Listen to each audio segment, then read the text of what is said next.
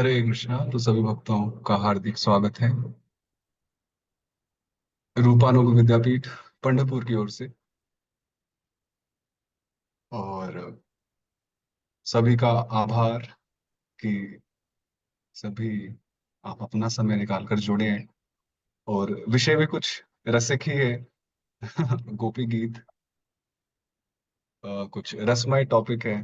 Generally Gita वगैरह हम जब पढ़ते हैं सुनते हैं तो उसमें तत्व होते हैं, सिद्धांत होते हैं, फिलॉसफी होती है। तो शायद से कुछ भक्त सोच सकते हैं कि गोपी गीत है तो बिल्कुल रसिक चर्चा ही होगी। तो वो भी है और साथ में सिद्धांत भी है, मिश्रण है। तो कुछ प्रयास करेंगे हम गोपी गीत को आचार्यों के दृष्टिकोण से चर्चा करने का। तो सर्वप्रथम हम मंगलाचरण से आरंभ करते हैं। ओम अज्ञानतिमिरान्धस्य ज्ञानाञ्जनशलाकया चक्षुरुन्मिलितं येन तस्मै श्रीगुरवे नमः। श्रीचैतन्यमनोभीष्टं स्थापितं येन भूतले स्वयं रूपः कदा मह्यं ददाति स्वपदान्तिकम्। वन्देऽहं श्रीगुरोः श्रीयुतपदकमलं श्रीगुरून् वैष्णवांश्च श्रीरूपं साग्रजातं सहगण रघुनाथान्वितं तं सजीवं साद्वैतं सावधूतं परिजनसहितं कृष्णचैतन्यदेवं श्रीराधाकृष्णपादान् सहगण ललिता श्रीविशाखान्वितांश्च नमो विष्णुपादाय कृष्णपृष्ठाय भूतले श्रीमते भक्तिवेदान्त स्वामिन्निति नामिने नमस्ते सारस्वती देवे गौरवाणी प्रचारिणे निर्विशेष शून्यवादी पाश्चात्य देश तारिणे नमो महावतान्याय कृष्ण प्रेम प्रदायते कृष्णाय कृष्ण चैतन्य नामने गौरतृषे नमः। हे कृष्ण करुणा सिंधो दीनबंधो जगतपते गोपेश गोपिका कांत राधा कांत नमोस्तुते। तप्त कांचन गौरांगी राधे वृंदावनेश्वरी वृषभानुसुते देवी प्रणमामि हरिप्रिये। वाञ्छा कल्पतरुभ्यश्च कृपा सिन्धुभ्य च पतितानां पावनेभ्यो वैष्णवेभ्यो नमो नमः। जय श्री कृष्ण चैतन्य प्रभु नित्यानंद श्री अद्वैत गदाधर श्रीवासादि गौर भक्त वृंद। हरे कृष्णा कृष्णा कृष्णा हरे हरे हरे राम राम राम हरे हरे।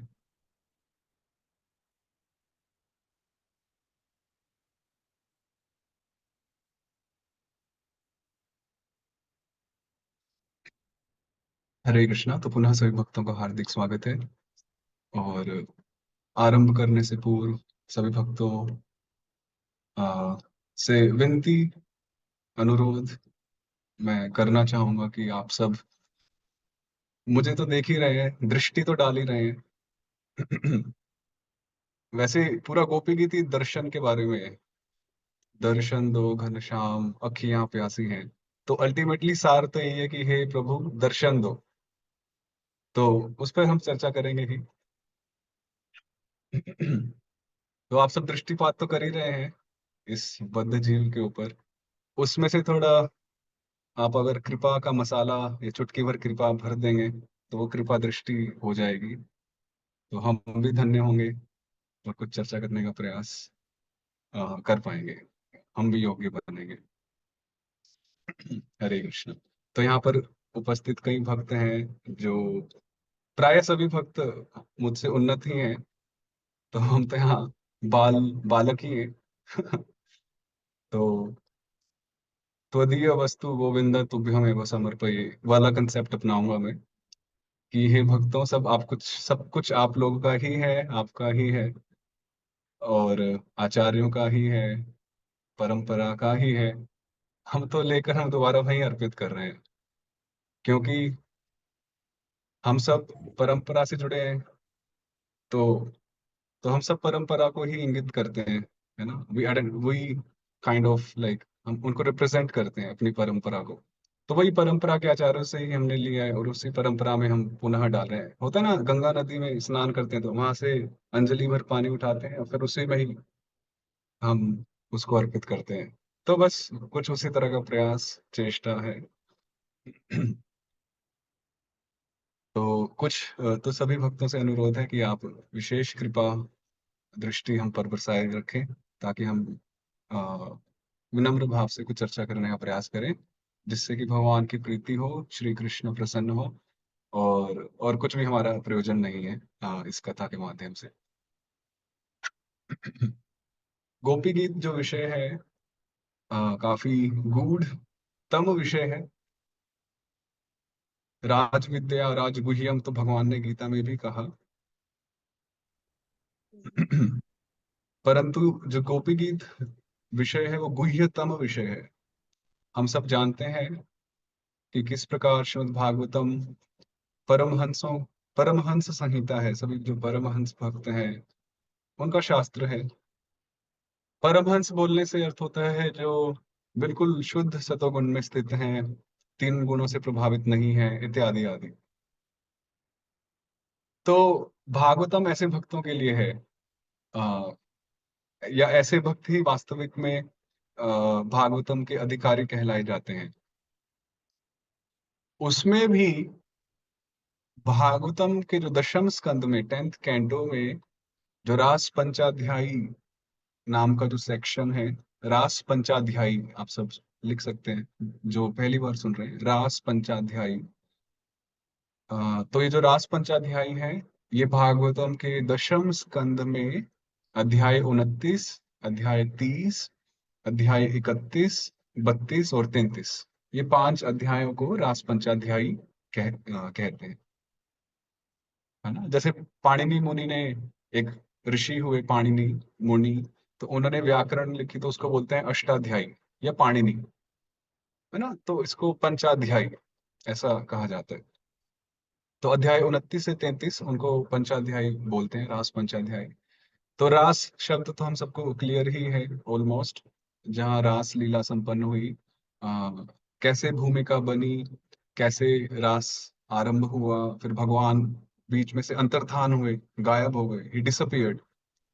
और फिर सभी गोपियां उनका अन्वेषण करती हैं, खोजती हैं, क्वासी क्वासी महाबाहो, कहाँ हो कहाँ हो, हे प्रभु हे प्रभु, कहाँ हो कहाँ हो। तो इस प्रकार से वो ढूंढती हैं। और बाद में एक समय उनको पता चलता है कि कैसे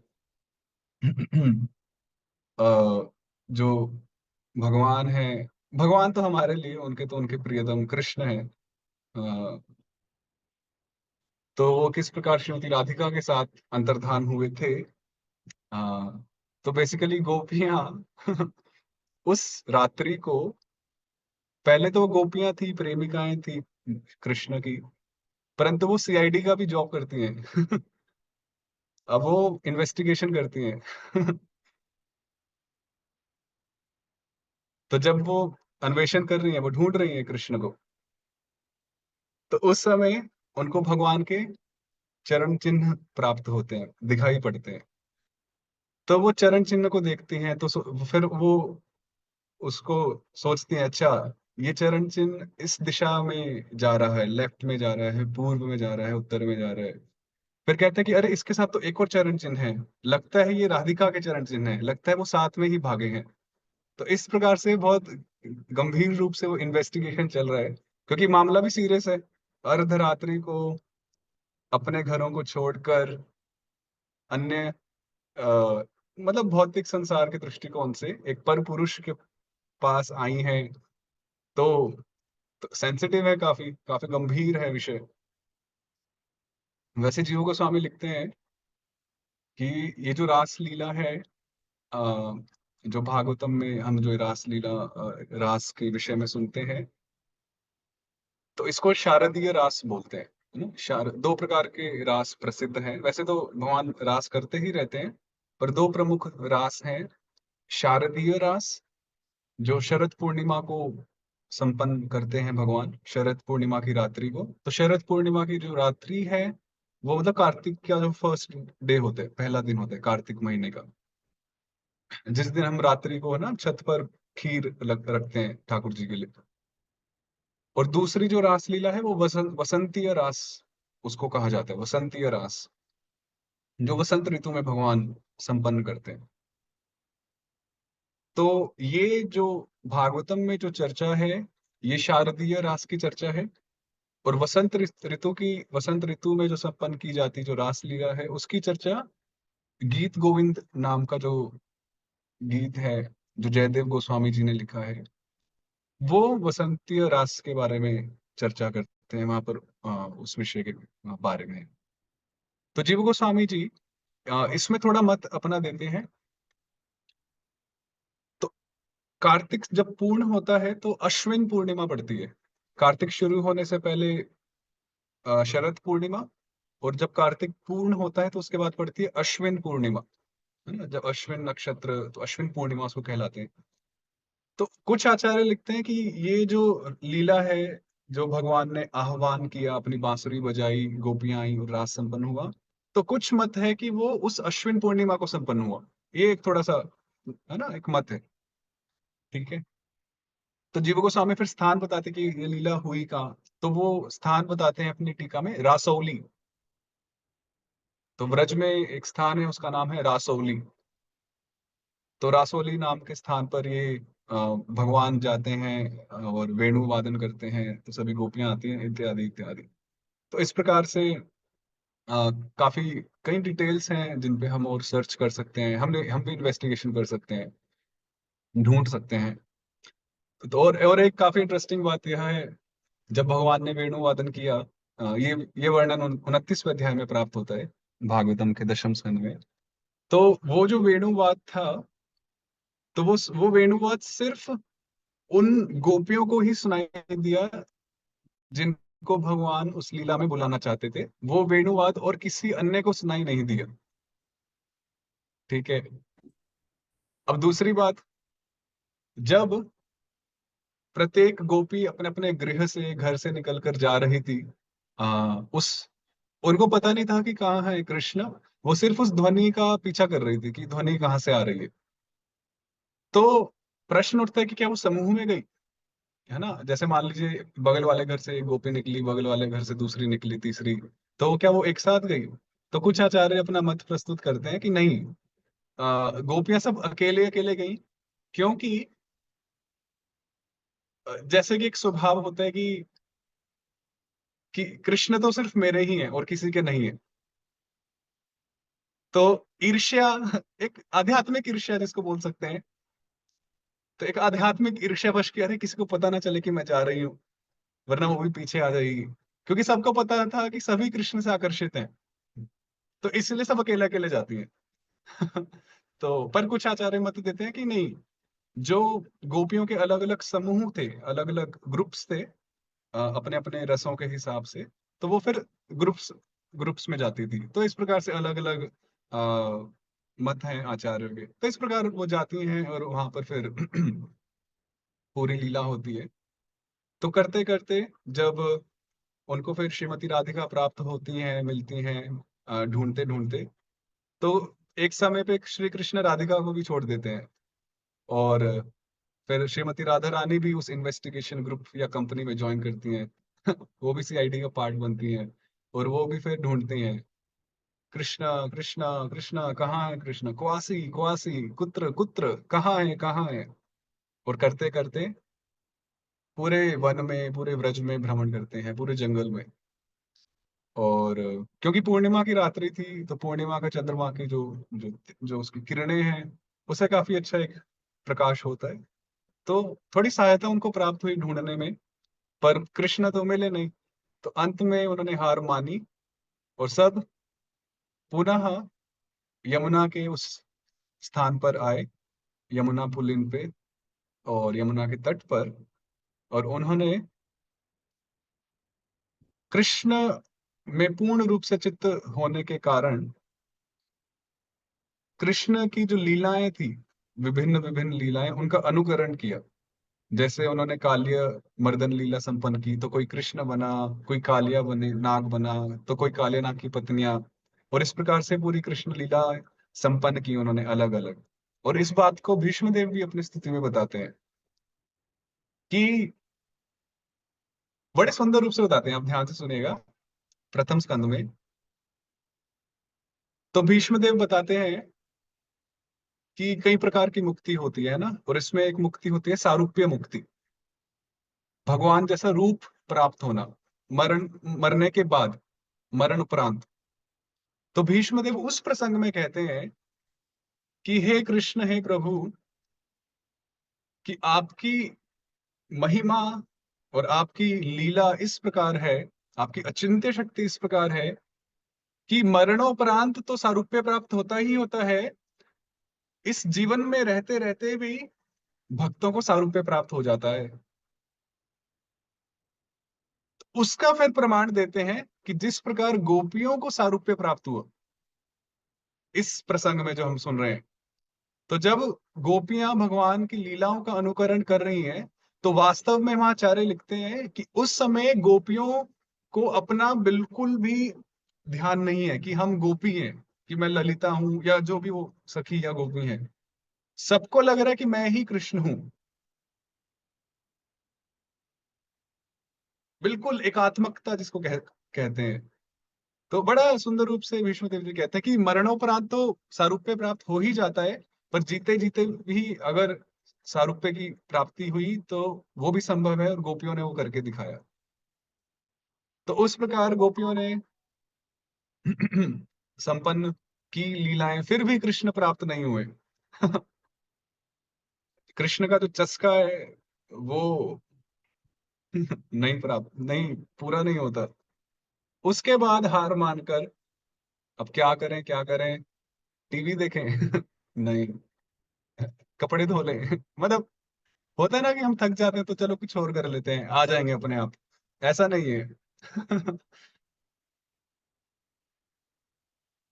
कृष्ण को रुलाने में मजा बहुत आता है। आप दामोदर लीला में देखें, माता यशोदा को पूरा दिन थकाया। आप वह तो वहां पर भी आचार्य क्वेश्चन उठाते हैं, प्रश्न उठाते हैं कि अरे अरे भाई, अगर कृष्ण को पकड़ में आना ही था तो पूरे दिन क्यों चक्कर लगवाए, माता यशोदा को पूरे दिन क्यों अपने पीछे भगाया? क्या है उसका उत्तर, क्या है? तो वो बस कोई उत्तर नहीं है उसका, बस कृष्ण की लीला है। कृष्ण आपका या हमारा परिश्रम कितना देखना चाहते हैं वो उनको ही पता है। और ये तो पक्का है कि वो थोड़े से परिश्रम में उनको तो संतुष्टि नहीं होती है। थोड़े में उनका पेट प्राय तो नहीं भरता। राइट, तो इसलिए गोपियों के भी परिश्रम भगवान देख रहे हैं। तो अंत में गोपियों ने हार मानकर सभी साधनों को करने के उपरांत उन्होंने संकीर्तन यज्ञ का आश्रय ग्रहण किया। बोलो संकीर्तन यज्ञ की जय। उन्होंने साथ में मिलकर कीर्तन किया, भगवान का गुणगान किया, और तब अंत में जाकर कृष्ण प्राप्ति होए जहां होते, फिर कृष्ण की प्राप्ति हुई। तो इसलिए वास्तव में गोपी गीत से संकीर्तन की पुष्टि होती है। संकीर्तन एज अ प्रोसेस, संकीर्तन एक अभिधेय के रूप में पुष्टि होती है गोपी गीत से। हम सुनते हैं आराध्यो भगवान ब्रजेश तनयस्तद्धाम वृंदावनम रम्या काचिदुपासना ब्रजवधू वर्गेण या कल्पिता। कि सभी भक्तों में यदि कोई भक्त श्रेष्ठ है तो वो ये गोपियां हैं, और उनमें भी श्रीमती राधा रानी। तो पहले मुझे डाउट था पर्सनली कि गोपी गीत जब गाया गया था तो राधा रानी नहीं थी, ऐसा मैं पहले मानता था। पर गुरु महाराज ने मुझे बताया कि नहीं, राधा रानी भी साथ में थी।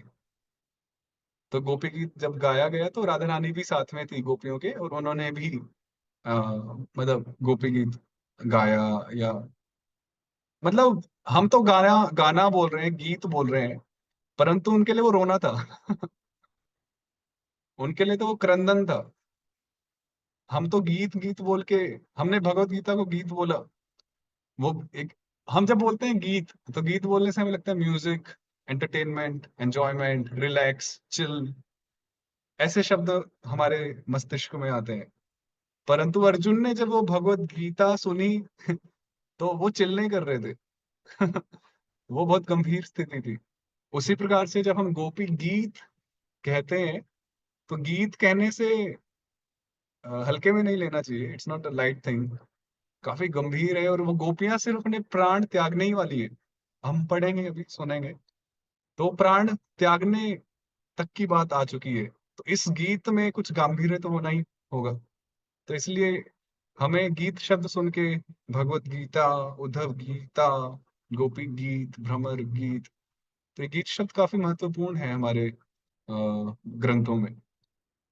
तो इस प्रकार संकीर्तन संपन्न किया सभी ने मिलकर, और फिर श्री कृष्ण की प्राप्ति पुनः सभी गोपियों को हुई। तो ये कुछ थोड़ी हल्की सी एक भूमिका थी गोपी गीत के विषय में। और अभी हम गोपी गीत के श्लोकों को हम पढ़ने का, कुछ चर्चा करने का प्रयास करेंगे। हम कुछ गारंटी नहीं दे रहे हैं कि हम सब कुछ समझ जाएंगे। कुछ एक अंश, कुछ एक बिंदु अगर हम समझ लें तो हम अपने जीवन को सार्थक मानेंगे। यही आशा है और यही प्रार्थना है। तो आप सब, तो हम सब इसको गा सकते हैं। तो आप सब मेरे पीछे पीछे इसको गा सकते हैं। अ, गोप्य ऊजुः जयति तेऽधिकम् जन्मना व्रजः श्रयत इंदिरा शश्वदत्र ही। सभी गाइए। जय गोप्य ऊचु जयति तेऽधिकं तेऽधिकं जन्मनाव्रजा व्रजा शत इन्द्रियात्र स्वदः।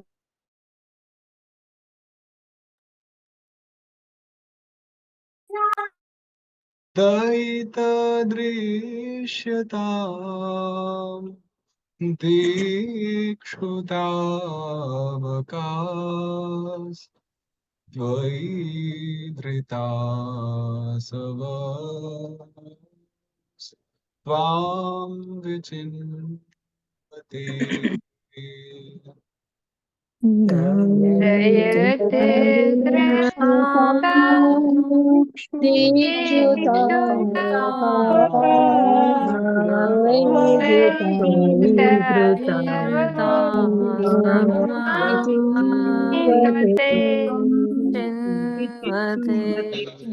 ठीक है, तो बहुत बहुत हरि धन्यवाद। बोल प्रभु जी, आप ही हो। आप ही अपना खोलो माइक, बाकी सबको म्यूट कर दो।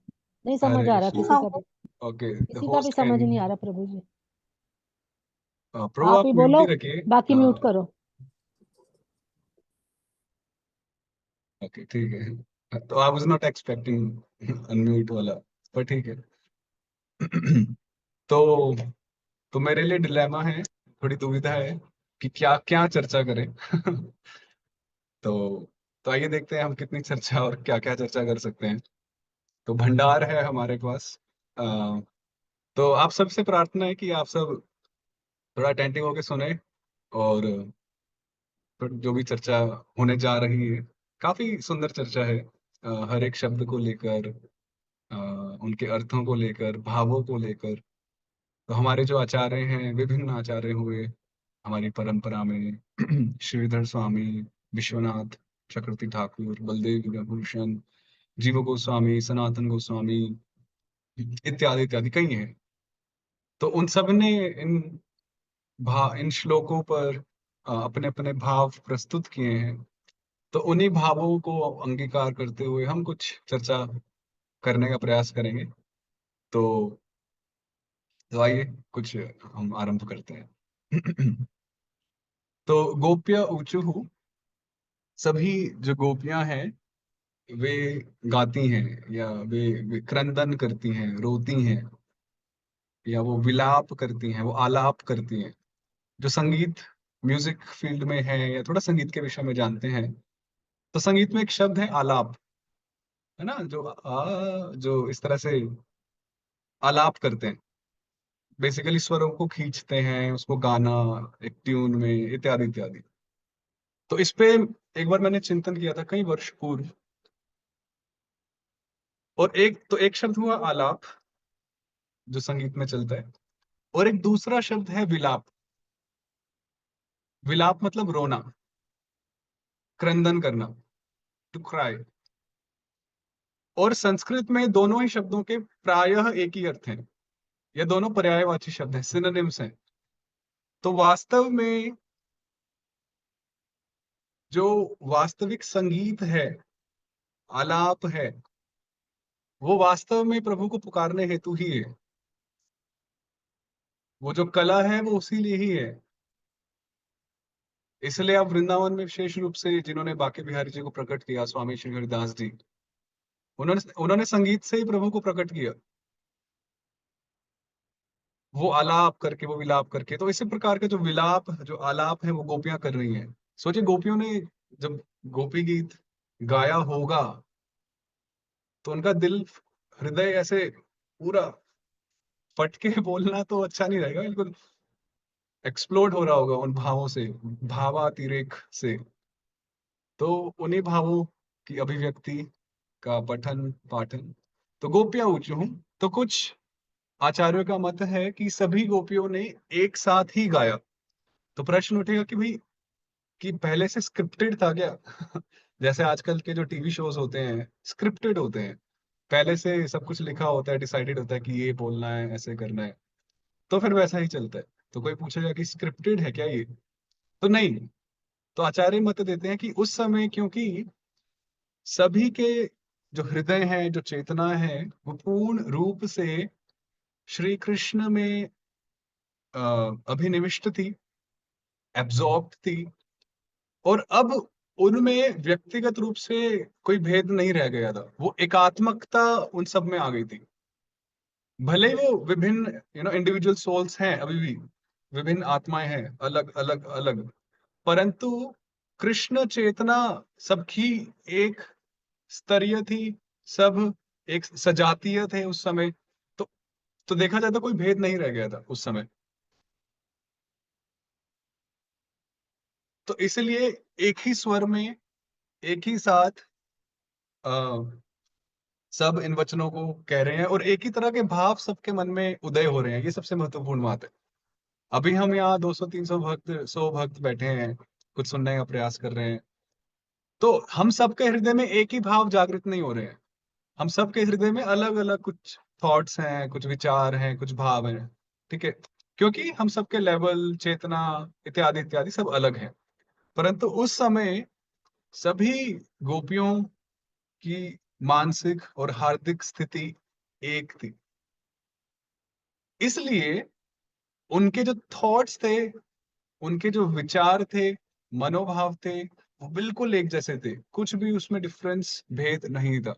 इसलिए विचार और भाव और चेतना एक होने के कारण जो उनके शब्द भी निकल रहे थे सबके, वो एक ही थे, मात्राएं भी एक थी, वचन भी एक थे, पुरुष भी एक थे, लिंग भी एक था। तो ये बहुत ही, तो इसलिए जो universal brotherhood, unity in diversity, वसुधैव कुटुंबकम, जो गुरु महाराज भी बहुत प्रमोट करते ही रहते हैं, तो हम देख सकते हैं कि कैसे कृष्ण भावना भावित होने से सभी के विचार, भले हम कहीं से भी हों, सबके एक विचार हो जाते हैं। तो कुछ आचार्यों का मत है कि ये जो गोपी गीत है, वो अलग अलग गोपियों के समूहों ने गाया था। तो गोपियों के अलग अलग ग्रुप्स थे, अलग अलग समूह थे, उनके कुछ क्लासिफिकेशंस हैं, डिविजन्स हैं। तो उन अलग अलग समूहों ने अलग अलग श्लोकों का उच्चारण किया था, उन्होंने वो भाव प्रकट किए थे। तो इस प्रकार से जो भी हो, गाया तो गोपियों ने ही है, जिनमें श्रीमती राधा रानी प्रधान है। तो तो जयति तेधिकम जन्मना व्रजः श्रयत इंदिरा शश्वदत्र ही। जब सभी गोपियां निराश हो गई कृष्ण को प्राप्त न करके, उन्होंने अथक प्रयास किया, उन्होंने कृष्ण लीलाओं को संपन्न किया उनका अनुकरण करके, और जब वो पूर्ण रूप से निराश हो गई कृष्ण की प्राप्ति न होने पर, तब उन्होंने भगवान नाम का, भगवत गुणों का और भगवत लीला का कीर्तन किया, और इवन भगवत धाम का, ब्रज। तो नाम रूप गुण लीला धाम जो हम सुनते ही रहते हैं। और एक आचार्य कहते हैं कि क्योंकि संकीर्तन सभी साधनों में सर्वश्रेष्ठ है, तो ये उपयुक्त ही है, ये योग्य ही है कि गोपी गीत जयति शब्द से आरंभ हुआ है। क्योंकि जयति जो शब्द है वो एक विजय सूचक है, एक मंगल सूचक शब्द है, एक सर्वोत्कृष्टता को दर्शाता है। तो इसलिए उचित ही है कि संकीर्तन का आरंभ जयति शब्द से हुआ है। बहुत सुंदर उन्होंने ये लिखा, जयति मतलब जय हो, जय हो, विजय हो। तो गोपियां कहती हैं, हे प्रभु। पूछेंगे कि प्रभु तो है नहीं, तो संबोधन किसको हो रहा है? तो आचार्य लिखते हैं कि वो अपने हृदय में अवस्थित उन कृष्ण का स्मरण करती हैं, और हृदय में जो स्थित कृष्ण है, उन कृष्ण को वो संबोधित करते हुए, उनको सुनाते हुए ये गोपी गीत सब गोपियां गा रही हैं, है ना। अब कोई प्रश्न पूछ सकता है कि अरे कृष्ण तो है नहीं, तो सुना किसको रहे हो? वो तो जब सुनने वाला ही नहीं है तो सुना किसको रहे हम?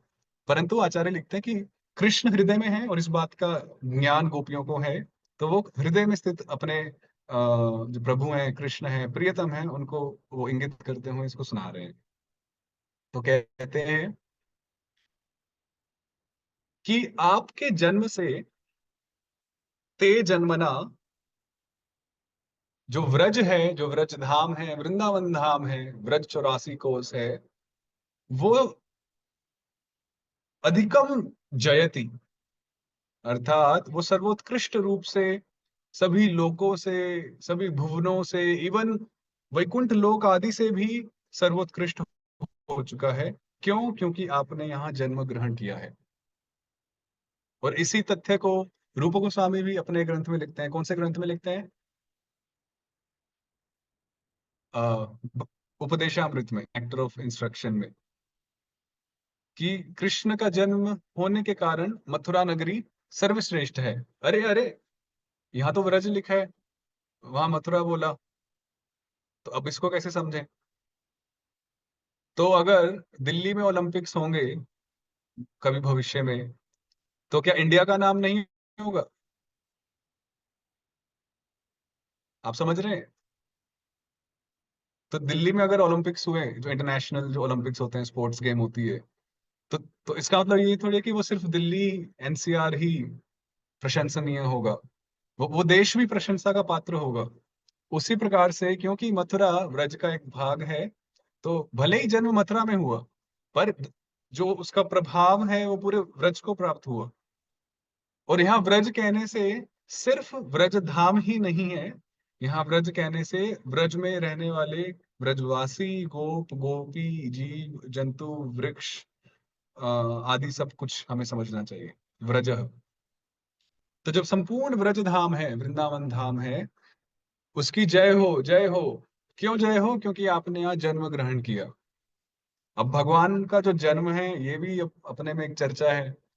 जीव गोस्वामी बताते हैं कि कृष्ण ब्रह्मा जी के दिन में सिर्फ एक बारी ही स्वयं आते हैं, स्वयं, खुद। वैसे तो वो अपने अवतारों को भेजते ही रहते हैं, ये अवतार वो अवतार आते ही रहते हैं, पर स्वयं सिर्फ एक बार आते हैं। और जब यहाँ पर लिखा है कि आपका जन्म हुआ, तो ये स्वयं कृष्ण के जन्म की बात है। तो जो स्वयं श्री कृष्ण है, जो जो वास्तविक वस्तु है, परम सत्य है, उनसे ऊपर और कोई नहीं है, असमोर्ध्वम, वे जहां पर प्रकट हुए। सोचिए, अगर वो एक क्षण के लिए भी किसी भुवन में, किसी लोक में विजिट करें, तो वो लोक मतलब प्रशंसा का पात्र बन जाए। यहाँ तो श्री कृष्ण कितने वर्षों तक ही रह गए, स्वयं श्री कृष्ण। तो इसलिए जय हो, ते अधिकम। इसलिए भक्तों के बीच में, विशेष रूप से गौड़ीय वैष्णव भक्तों के बीच में, भले ही हम जैसे जगन्नाथपुरी, मायापुर, अयोध्या, द्वारका, तिरुपति आदि आदि कई सारे धाम हैं जो हमको प्रिय हैं, बट जब वृंदावन की बात हमारे हृदय में आती है तो एक अलग ही भाव जागृत होता है, नहीं अगर नहीं होता है तो होना चाहिए।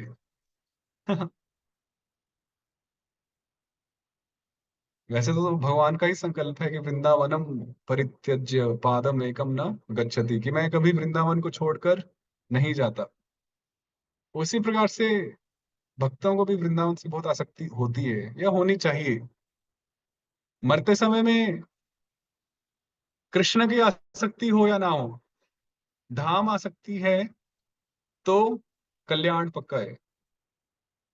और कल्याण बोलने से मतलब ऐसा नहीं कि अगले जन्म में अच्छे परिवार में जन्म होगा, नहीं, भगवत धाम प्राप्ति निश्चित है, इसमें कोई संशय नहीं है, नैव संशय है। तो कृष्ण प्राप्ति हो या ना हो, वृंदावन प्राप्ति बहुत सर्वश्रेष्ठ स्थिति है। और इस बात को सब गोपियां भी कह रही हैं। सोचिए, हम तो कहते ही रहते हैं, गोपियां भी प्रमाण दे रही हैं कि जो व्रज है, रूप गोस्वामी भी उन गोपियों के अनुगत्य में ही तो है ना, मंजरी स्वरूप। तो तो उनकी जो ट्रेनिंग है, जो प्रशिक्षण है, जो उनकी सेवा है, उन उन्हीं गोपियों के अंडर में ही चलती है। और रूप गोस्वामी ने भी उन्हीं बातों को रखा हमारे सामने, जो बिल्कुल प्राथमिक ग्रंथ है हम सबके लिए, साधकों के लिए, कि वृंदावन सबसे श्रेष्ठ है। तो उन्होंने कहाँ से सुना? तो जब गोलोक में सभी गोपियों, सखियों, मंजरियों की चर्चा होती होगी, कृष्ण कथा होती है, तो चर्चा तो होती होगी ना वृंदावन महात्म्य, क्लास तो वहां पर भी होती होगी।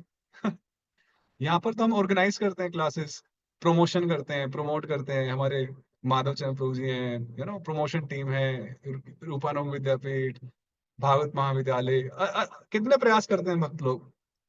पर वहां पर ऑर्गेनाइज नहीं करना पड़ता है, वहां तो मिलते ही कृष्ण चर्चा शुरू हो जाती है।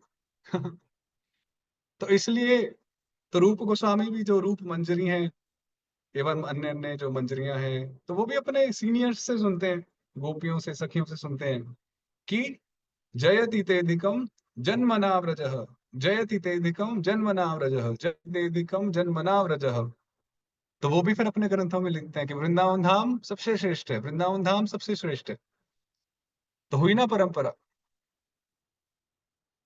तो इसलिए ब्रजधाम महान है, श्रेष्ठ है, क्योंकि यहाँ पर स्वयं आपने जन्म लिया, आप अवतरित हुए। और इसी कारण से स्वयं जो लक्ष्मी देवी हैं, इंदिरा, वो यहाँ पर निवास करती हैं, नित्य रूप से निवास करती हैं ब्रज में। इस पर बड़ी सुंदर टिप्पणियां आचार्यों ने की हैं। तो एक आचार्य लिखते हैं कि जब कृष्ण का जन्म हुआ कारागार में, तो उसी समय इंदिरा अर्थात लक्ष्मी देवी भी उनके साथ आविर्भूत हुई, अलक्षित रूप से, अदृश्यमान रूप से दिखाई नहीं दी। क्योंकि यत्र योगेश्वर कृष्ण तत्र श्री, जहां भगवान है वहां श्री तो होंगी ही होंगी, लक्ष्मी तो होंगी ही होंगी। और लिखते हैं कि जो लक्ष्मी देवी हैं वो तो पतिव्रता नारी है ना, पति के अधीन रहने वाली नारी हैं, पतिव्रता नारी हैं। और जो कृष्ण है वो वो व्रज के अधीन रहने वाले हैं। ध्यान से सुनिएगा, कृष्ण, लक्ष्मी देवी कृष्ण के अधीन है, तो इसलिए वो हमेशा उनके पीछे रहती हैं। और कृष्ण व्रज के अधीन है, व्रज के भक्तों के अधीन है, इसलिए वो हमेशा व्रज में ही रहते हैं। तो A is equal to B, B is equal to C, मतलब A is equal to C. तो इसलिए लक्ष्मी जी को भी वृंदावन में निवास करना ही होता है, क्योंकि कृष्ण वृंदावन के बिना कह सकते हैं कि उनका अस्तित्व अधूरा है। इतना प्रिय श्री कृष्ण को वृंदावन धाम है, व्रज धाम है। तो इंदिरा, लक्ष्मी देवी, तो लक्ष्मी देवी सभी संपदाओं की मालकिन है या स्रोत है ना, जो भी संपत्ति, धन धान्य, वो लक्ष्मी देवी की कृपा से ही सबको प्राप्त होता है। तो लक्ष्मी देवी स्वयं व्रज में है, तो वो मंगलता, वो मांगल्य, धन धान्य की क्या कमी हो सकती है व्रज धाम में? सुख संपत्ति घर आवे बोलने की जरूरत ही नहीं है। हम तो गाते रहते हैं सुख संपत्ति घर आ, उनको व्रजवासियों को ये नारे लगाने की आवश्यकता ही नहीं है, क्योंकि स्वयं इंदिरा वहां रहती ही है। अब ध्यान से सुनिए, सिर्फ रहती नहीं है, श्रयत। श्रयते शब्द के कई अर्थ हैं। एक अर्थ होता है कि निवास करना, रहना। दूसरा अर्थ है सेवा करना। तो लक्ष्मी देवी व्रज में दर दर भटकती हैं, डोर टू डोर। और ये मेरे शब्द नहीं है, आचार्य लिखते हैं, भ्रमंती। और क्यों भ्रमण करती हैं? कि कहीं से कुछ भिक्षा प्राप्त हो जाए ब्रजवासियों के हाथ से, जो मधुकरी जिसको बोलते हैं, बेगिंग आर्म्स, भिक्षा मांगना। और कभी कभी उनका तिरस्कार भी हो जाता है जाने अनजाने में लोगों, ब्रजवासियों के माध्यम से। कहने का अर्थ है कि बड़ी दयनीय, बड़े विनम्र भाव से लक्ष्मी देवी यहाँ निवास करती हैं। वैसे तो लक्ष्मी देवी वैकुंठ धाम में उनकी सेवा की जाती है, राइट। वैकुंठ धाम के निवासी, वहां के पार्षद लक्ष्मी देवी की सेवा करते हैं, पर वे लक्ष्मी देवी व्रज में सेवा लेती नहीं है, सेवा देती है। वो सेव्य बन के निवास नहीं करती, वो सेवक सेविका बनकर निवास करती है। और कैसी सेवा? उनको कोई अपॉइंट नहीं किया गया है कि आज से तुम हमारे घर में ये करोगी, यहाँ वो नहीं। अनपेक्ष, उनसे कोई अपेक्षित नहीं है, उनको कोई ऑब्लिगेशन नहीं है, कोई ड्यूटी नहीं है। वो स्वयं अपनी ही चाह से वहां ब्रजवासियों की, ब्रजधाम की सेवा करने की चेष्टा करती रहती है। तो एक दूसरा अर्थ लिखते हैं आचार्य कि जो लक्ष्मी देवी हैं, अन्य अन्य लोकों में, स्थानों में यदि लक्ष्मी जी वहां पर हों या वहां पर जाएं, तो लक्ष्मी देवी के कारण उन उन स्थानों की महिमा बढ़ जाती है। परंतु व्रज में उल्टा है। व्रज में, व्रज के कारण लक्ष्मी देवी की महिमा बढ़ती है। मैं ध्यान दोबारा बोलता हूं, आप ध्यान से सुनेगा। अन्य अन्य स्थानों पर लक्ष्मी जी जहां पर भी जाती हैं या निवास करती हैं, तो लक्ष्मी जी के कारण उस स्थान का महात्म्य बढ़ता है। परंतु वृंदावन में, उस वृंदावन धाम के कारण लक्ष्मी जी की महिमा बढ़ती है। तो कहने का मतलब है कि वृंदावन धाम की महिमा लक्ष्मी देवी जी की महिमा से भी अनंत और अपार है। और जिसका आश्रय स्वयं स्वयं लक्ष्मी देवी लेने का प्रयास करती रहती हैं, रास लीला में प्रवेश करने की चेष्टा करती रहती हैं, बेलवन में तपस्या करती रहती हैं नित्य रूप से, और दर दर भटकती हैं, सेवा करने का प्रयास करती हैं। तो इसलिए श्रयत, स्वयं जो वैकुंठेश्वरी हैं, वो यहाँ पर सेवा करती हैं। तो हमें भी कुछ शिक्षा लेनी चाहिए कि हम भले ही कितने बड़े मालिक हों धन धान्य के, संपत्ति के, पर जब हम वृंदावन में आए तो हमें रंक बन के आना चाहिए, राजा नहीं, भिखारी, बिल्कुल अकिंचन। और ऐसा होता भी है वृंदावन में विशेष रूप से जब हम धोती कुर्ता वैष्णव परिधान पहनते हैं, तो पता ही नहीं चलता कि कौन कौन है। भौतिक साइड में कभी बात होती है तो पता चलता है, अरे ये तो ये है, वो तो वो है। तो ऐसा ही होना चाहिए। विशेष रूप से जब वैष्णव समाज में आते हैं, धाम में आते हैं, तो यहाँ पे शो ऑफ नहीं करना चाहिए। इसलिए नेक्टर ऑफ डिवोशन में, भक्ति रसामृत सिंधु में, एक रूपा गोस्वामी जी लिखते हैं कि कभी भी हम मंदिर वगैरह जाते हैं, धाम वगैरह जाते हैं, तो हमें जैसे गाड़ी, मतलब ऐश्वर्य के साथ नहीं जाना चाहिए, बड़े विनम्र भाव से जाना चाहिए, वरना वो भी एक अपराध की श्रेणी में वो बताते हैं। तो हमें स्वयं लक्ष्मी जी से ये शिक्षा प्राप्त करनी चाहिए। तो इंदिरा शाश्वत, नित्य रूप से जो लक्ष्मी जी हैं वो निवास करती हैं ब्रज धाम में। तो अब चलो, ये तो हो गया, गुणगान तो हो गया। तो अब आगे क्या? तो गोपियां कहती हैं कि भाई लक्ष्मी जी हैं, आप हो जहां, जिस स्थान पर, जिस ब्रज में, वहां सब मंगल ही मंगल है, कोई दुख है ही नहीं, सब खुश हैं। किंतु किंतु हे दयित, हे प्रियतम, हे कृष्ण, उन सभी के बीच में हमें क्यों दुख प्राप्त हो रहा है हम अभागिनी बन चुकी हैं, हमें दुख प्राप्त हो रहे हैं, क्योंकि आपके दर्शन हमें नहीं हो रहे। तो हमें तो नहीं लगता कि लक्ष्मी जी यहाँ निवास करती हैं, और अगर करती हैं तो फिर हम दुख के भागी क्यों? तो इसलिए, और हम दुख के भागी हैं, परंतु अफसोस की बात यह है कि आपको सब कुछ पता है, आप परमात्मा स्वरूप हैं, किंतु आपको हमारे दुख नहीं पता। सबसे अभाग्य की बात तो यह है। इसलिए बड़े विशेष रूप से स्नेह के साथ एक व्यंग करते हुए, टॉन्ट मारते हुए कह रहे हैं दैत कि हे प्रियतम, हे हे हमारे प्रेमी, कृपया हमारी तरफ भी देखो। सब खुश हैं, किंतु हम इतने दुखी हैं, इतने दुखी हैं कि बस प्राण त्यागने ही वाले हैं। तो अब भगवान कहेंगे भाई ऐसा क्यों, क्या हो गया? तो गोपियां कहते हैं कि पहले तो आप हमें बुलाते हो अपने वेणुवाद से, हमें उन्मादित करते हो, है ना, काम के बाणों से, उस वासना से, और फिर हमें छोड़कर चले जाते हो। और फिर हम इतनी पागल हो जाती हैं, इतनी उन्मत्त हो जाती हैं कि त्वाम विचिन्वते, हम आपको संपूर्ण ढूंढ रहे हैं। विचिन्वते मतलब अन्वेषण कर रहे हैं, ढूंढ रहे हैं, और उस ढूंढने की प्रक्रिया में हम पूर्ण रूप से थक चुकी हैं, परंतु आप कहीं नहीं मिले। तब कृष्ण कहेंगे तो अगर आप थक चुकी हो तो आप प्राण त्याग दो। आप प्राण क्यों नहीं त्याग रही, देह त्याग दो। तो कहते हैं क्या, हम कैसे त्यागें? धृता सब, हमारे प्राण तो आप लेके गए हो ना साथ में। ये हम आगे इस श्लोक में भी इसको कनेक्ट करेंगे। भगवान ने दृशा, अपने दृष्टिपात से गोपियों के प्राणों का अपहरण किया हुआ है लीला करते हुए। अब वो प्राण तो कृष्ण के साथ हैं।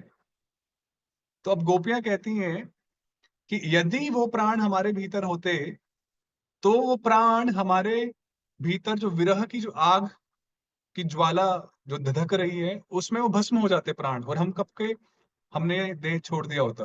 किंतु हमारे प्राण तो आपके भीतर सुखपूर्वक निवास कर रहे हैं। तो सुखपूर्वक आपके भीतर जब निवास कर रहे हैं हमारे प्राण, तो ये देह कैसे छोड़े हम? तो कहने का अर्थ है ना तो हम जीवित रह पा रहे हैं और ना हम मर पा रहे हैं। तो आप कृपया हमें एक रास्ता बताएं। आप आए, हम या तो हमें मरने का इनाम दें या हमें जीवित रहने का पुरस्कार दें, किंतु आप दृश्यताम, आप दर्शन दीजिए, आप जानिए हमारी व्यथा को। क्योंकि जब आप हमारा दुख जानेंगे तो शायद कहीं ना कहीं आपके हृदय में वो करुणा जागृत हो, दया जागृत हो हमारे प्रति, और फिर क्या पता आप हमें दर्शन दे दें। तो इसलिए पहले हमारे दुख को जानो कि हम कितने दुखी हैं, कितने व्यथित हैं, और हमारे प्राण भी आप चुरा कर भाग गए। इसलिए दृश्यताम, आप दर्शन दें, दर्शन दें। तो ये कुछ भाव इस श्लोक पर। तो ये जो दृश्यताम शब्द है, ये प्रार्थना है वास्तविक में, जहां पर गोपियां कृष्ण को प्रार्थना कर रही हैं कि आप दर्शन दें।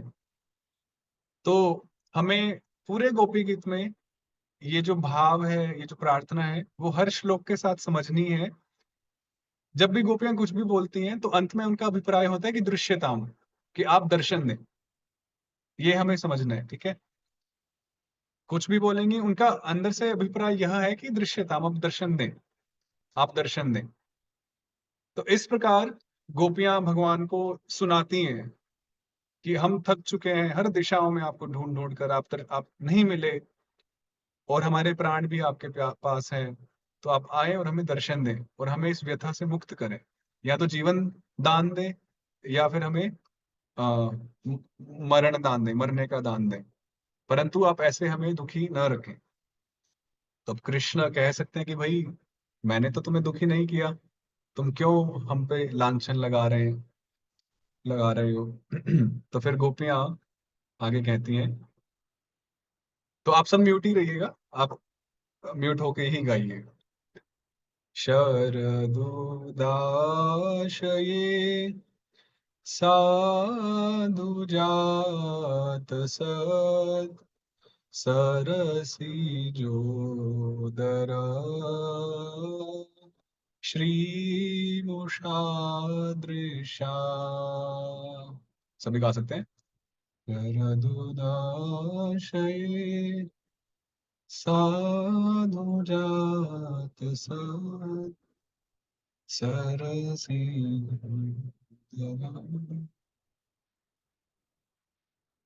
सूरत नाथ ते शुल्क दासिका वरदने न तो नेह किं वधा सूरत नाथ ते शुल्क दासिका।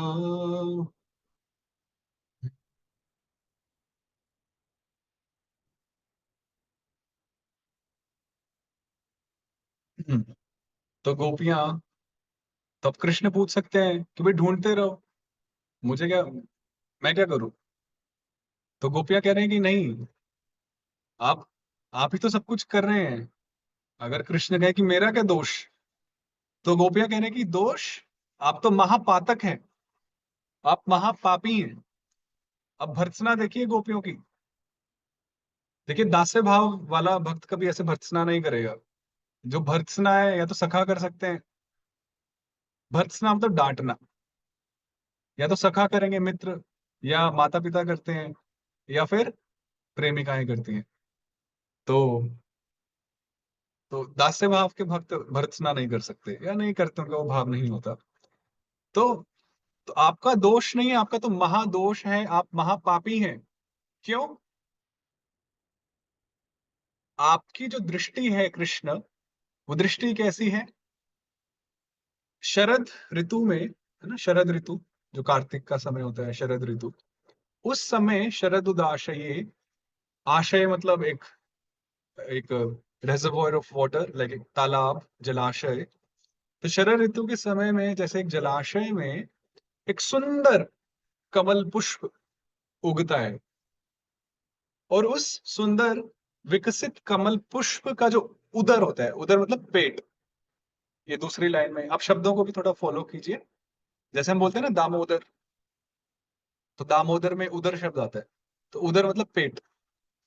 तो सरसी जोदर मतलब कमल का पेट। तो पेट बोलने का अर्थ है कर्णिका, जो पुष्प होता है, आप सबने देखा है कमल, तो उसके बीच में जो येलो येलो, जिसको कर्णिका बोलते हैं, तो उस मध्यम भाग, उस कर्णिका की जो माधुरी है, उसकी जो ब्यूटी है, जो शोभा है, ऐसी शोभा को भी जो मात दे, जो परास्त कर दे, या ऐसी शोभा का वो भी जो चुरा ले, ऐसा दृष्टिपात जो आपका है हे प्रभु। तो कहने का अर्थ है कि आपका जो दृष्टिपात है वो उस कमल की शोभा से भी बहुत अधिक है। तो ऐसे दृष्टिपात के माध्यम से आपने हम सभी का वध किया है। लांछन सुनिए। अब पहले तो उन्होंने इन्वेस्टिगेशन की, गोपियों ने। अब अब वो भरी हुई है ना गोपियां, कि हम कृष्ण को सुनाना चाहती हैं कि वो हमारे साथ ऐसा कैसे कर सकते हैं। तो अब वो लांछन लगा रही हैं कृष्ण पे। वो बहुत सीरियस लांछन है। क्या कहती हैं? कि आपने अपने ऐसे शोभनीय दृष्टिपात के माध्यम से हम सभी का वध किया है। कृष्ण कहेंगे मैंने तो कुछ नहीं किया, ऐसा क्यों कह रही हो? तो कह रहे हैं कि नहीं, जब हम आपके पास आई थी रासलीला से पूर्व, तो आपने हम सभी के ऊपर अपना दृष्टिपात किया था, हमें देखा था, और उस दृष्टिपात के माध्यम से आपने हमारे हृदय के भीतर प्रवेश करके वो वासना को जागृत किया था। सूरतनाथ, सूरत मतलब संभोग, आध्यात्मिक स्तर पर। तो उस वासना को जागृत जो किया, वो आपने उसी दृष्टिपात से किया था। तो आपकी जो ये दृष्टिपात है, जो आपकी आंखें हैं, नेत्र हैं, वो वास्तव में चौर हैं। और शब्द आता है कि वो चौर शिरोमणि है। क्या है? चौर शिरोमणि। वो चोरों का राजा है, सबसे श्रेष्ठ चोर है आपकी आंखें। और सबसे तेज भी है। क्यों? यदि कोई चोर किसी के घर आदि में चोरी करता है, तो उसको कई सारी दीवारें, दरवाजे आदि आदि सिक्योरिटी आगे सबको ब्रीच करके, सबको तोड़कर, उल्लंघन करके वो अंदर प्रवेश करता है और वो चोरी करता है। परंतु आपकी दृष्टि बिना प्रवेश किए, सिर्फ एक दर्शन मात्र से, वो सबसे भीतर वाले कमरे में जाके, तिजोरी में जाकर वो सब कुछ चुरा लेते हैं। ऐसी दृष्टि है। तो और सिर्फ चुराता ही नहीं है, हमारा मन, हमारा हृदय, हमारी भावना, सब कुछ तो आपने चुरा लिया, और वहां पर आपने कुछ छोड़ा है। आपने वहां पर जो वासना है, जो संभोग की इच्छा है, वो आप वहां छोड़कर चले गए। तो इसलिए हे प्रभु, अब आपने जो हमारे साथ ऐसा किया है, ये वास्तव में क्या वध नहीं है? ये क्या हत्या नहीं है? शस्त्रेण वध ही वध। क्या शस्त्र के द्वारा ही वध किए जाते हैं? नहीं, बिना शस्त्र के द्वारा भी वध किए जा सकते हैं, जो आप कर रहे हैं। क्योंकि हमारे प्राण आप लेके जा चुके हैं। आपका क्या अधिकार हम पर? क्या आपने हमें खरीदा है? या क्या आपने हमारे साथ विवाह किया है? नहीं, अशुल्क दासी का। हम तो स्वयं ही मुग्ध होकर, पागल होकर हम आपके पास आ गई, पता ही नहीं क्यों आई। ना तो आपने हमें खरीदा है, ना हम आपकी विवाहिता स्त्रियां हैं, पत्नियां हैं। तो आपका क्या अधिकार? तो कहते हैं कि इसलिए आप अनैतिक हैं, आप महापातक हैं। जब मैं बोल रहा हूँ महापातक, तो पापियों की भी कई श्रेणियां होती हैं, है ना, कम। Level 1, level 2। तो जो सबसे बड़ा जो पापी होता है, उसको महापातक बोलते हैं। तो कृष्ण को गोपियां महापातक बोल रही हैं, तो कि आपको परस्त्री वध का पाप लगेगा। तो इसलिए आप क्या करें, दर्शन दे दो।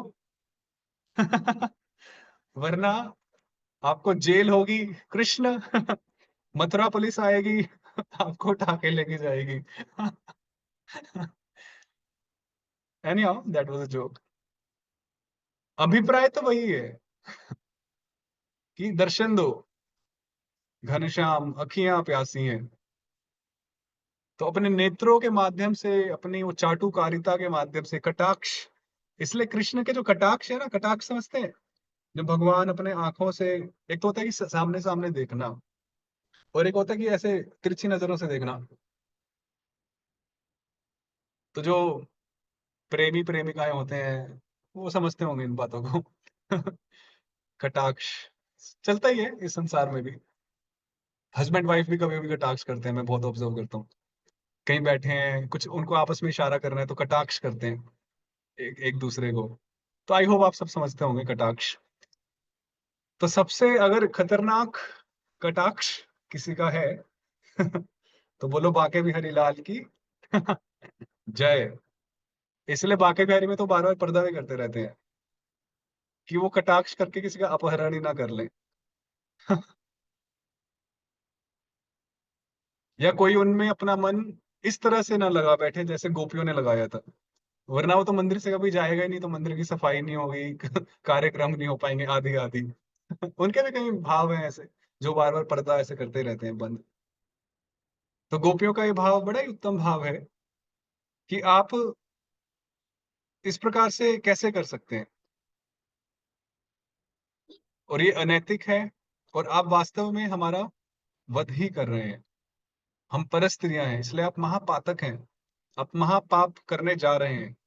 तो यदि आपको बचना हो, तो आप दृश्यताम, आप हमें दर्शन दें, और दर्शन देके हमें अपने हम प्राण वापस दे दीजिए। फिर आप जहां जाना है जाइए। मतलब ऑफ कोर्स वो प्राण आएंगे भी तो नहीं आएंगे, क्योंकि वो सर्वदा कृष्ण में ही प्राण उनके रहते हैं। जैसे भक्तों के हृदय में गोविंद निवास करते हैं, तो गोविंद के हृदय में भक्त निवास करते हैं, तो उसी तरह से। तो हे वरद, हे प्रभु, आपने तो हमें वरदान दिया था पूर्व में, कि हे गोपियों, मैं तुम्हारे साथ लीला संपन्न करूंगा। आपने ही तो वो वरदान प्राप्त हमें दिया था पहले, और आपने ही अपने दृष्टिपात से हमारे भीतर वो कामना को प्रेरित किया अपने वेणुवाद से। तो अब यदि आप अपने शपथ, अपने प्रण के प्रतिकूल यदि व्यवहार करेंगे, तो वो अनुचित होगा, वो उचित नहीं होगा, और वो भी एक महापाप होगा। तो हम नहीं चाहते कि आप पापी बने, आप निष्पाप रहें। इसलिए आप हमें दर्शन दें, दर्शन दें, दर्शन दें, दृश्यता। अन्यथा आप महापातक बनेंगे। तो इस श्लोक में जो होता है ना, साम दाम दंड भेद, तो भगवान को यहाँ डरा रही हैं गोपियां। दंड, दंड, कि आपको दंडित होना पड़ेगा, दंड होगा, तो आप उस दंड से बचिए, आप हमें दर्शन दें। ऐसे कुछ भाव गोपियां यहाँ प्रकट करती हैं। देखिए, वैसे तो हर एक श्लोक में कई चर्चाएं हैं, परंतु हम एक कुछ सार स्वरूप में कुछ श्रवण करने का प्रयास कर रहे हैं। परम पूज्य राधा गोविंद महाराज अपनी कथा में कहते थे या कहते हैं कि जब हम पढ़ते हैं तो पढ़ के, सबसे पहले जब हम पढ़ते हैं तो पूरा कभी समझ नहीं आते, विशेष रूप से इतने जो हाई टॉपिक्स होते हैं। तो मान लीजिए 80% हमें समझ में आते हैं या 70% समझ में आता है। फिर उतना हम याद नहीं रख पाते हैं, मान लीजिए 50%। फिर जब हम अगर उसको बोलने लगते हैं किसी के सामने, तो पूरा स्मरण नहीं आते, तो वो फिर बोलने में आता है 20%, 25%, ऐसा कुछ। तो इस प्रकार से महाराज जी बताते हैं। तो इसलिए आप सब भी अध्ययन करें, और सुंदर सुंदर भाव विराजमान हैं, प्रकट हैं, प्रस्तुत हैं आचार्यों के प्रति, प्रभुपाद जी के प्रति के द्वारा। तो यहाँ तो कुछ हम 5, 2, 3% ही कुछ चर्चा कर पा रहे हैं अपनी बद्धावस्था के कारण। वैसे ही वो समय दूर नहीं होगा जब हम भी दिन और रात यही चर्चा करेंगे, जब हम भी मुक्त पुरुष होंगे, धाम में होंगे, जब हम शुद्ध हो जाएंगे सभी कल्मशों से, तब हमारी कोई कंडीशन नहीं। फिर हम ये नहीं कहेंगे क्लासेस में कि अरे टाइम कम है, ऐसा है वैसा है, नहीं।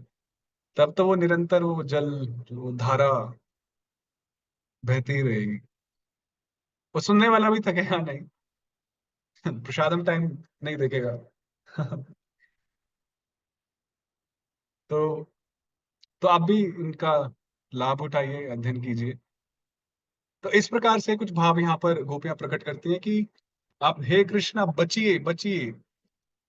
अब गोपियों को थोड़ा और मन कर रहा है कि कृष्ण को हम और थोड़ा टेढ़े हाथों लें। अब कैसे लेती हैं, अब आगे देखिए। विषजलाप्ययाद व्याल राक्षसात् वर्षमारुतात् वैद्युतानलात्। गाइए। विषजलाप्ययाद।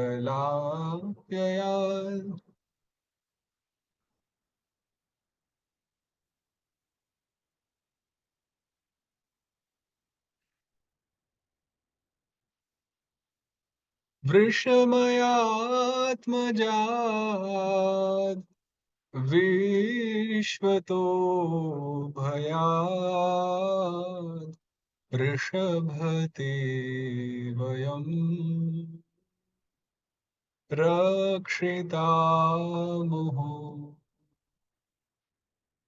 वृषमयात्मजात् विश्वतो भयात्।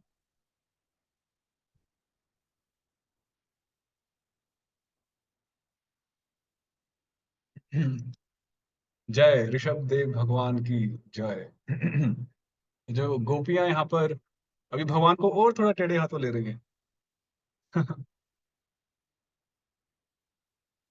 तो भगवान को गोपियां ऋषभ नाम से संबोधित करते हैं कि हे ऋषभ। तो ऋषभ के कई अर्थ होते हैं। ऋषभ का एक अर्थ होता है श्रेष्ठ पुरुष, और यहाँ पर ऋषभ का अर्थ आचार्य लिखते हैं, यहाँ ऋषभ देव भगवान से कंपेयर कर रहे हैं, जो भगवान के ही अवतार हैं। तो गोपियां कहना चाहती हैं कि हे प्रभु, जब प्रजा दुखी थी एक समय पर, और वर्षा के भय से बहुत पीड़ित थी, तब आप ही ने ऋषभ देव के अवतार को ग्रहण किया और उनकी रक्षा की।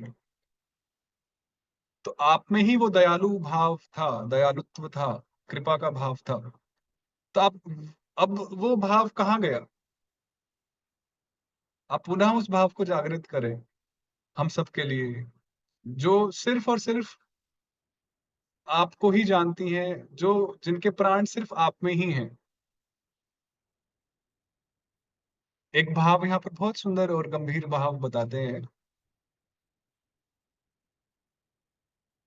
कि गोपियों के जो प्राण हैं, जो इंद्रियां हैं, उनके एकमात्र जो विषय हैं जिनसे उनको आनंद प्राप्त होता है, वो सिर्फ और सिर्फ श्री कृष्ण है। वही धृतासवस जो प्रथम श्लोक में हमने पढ़ा यहाँ पर। तो अब उनको उनको और कोई विषय में रुचि ही नहीं है, चाहे वो श्रवण विषय हो, दर्शन हो, कुछ रस हो, कुछ भी हो।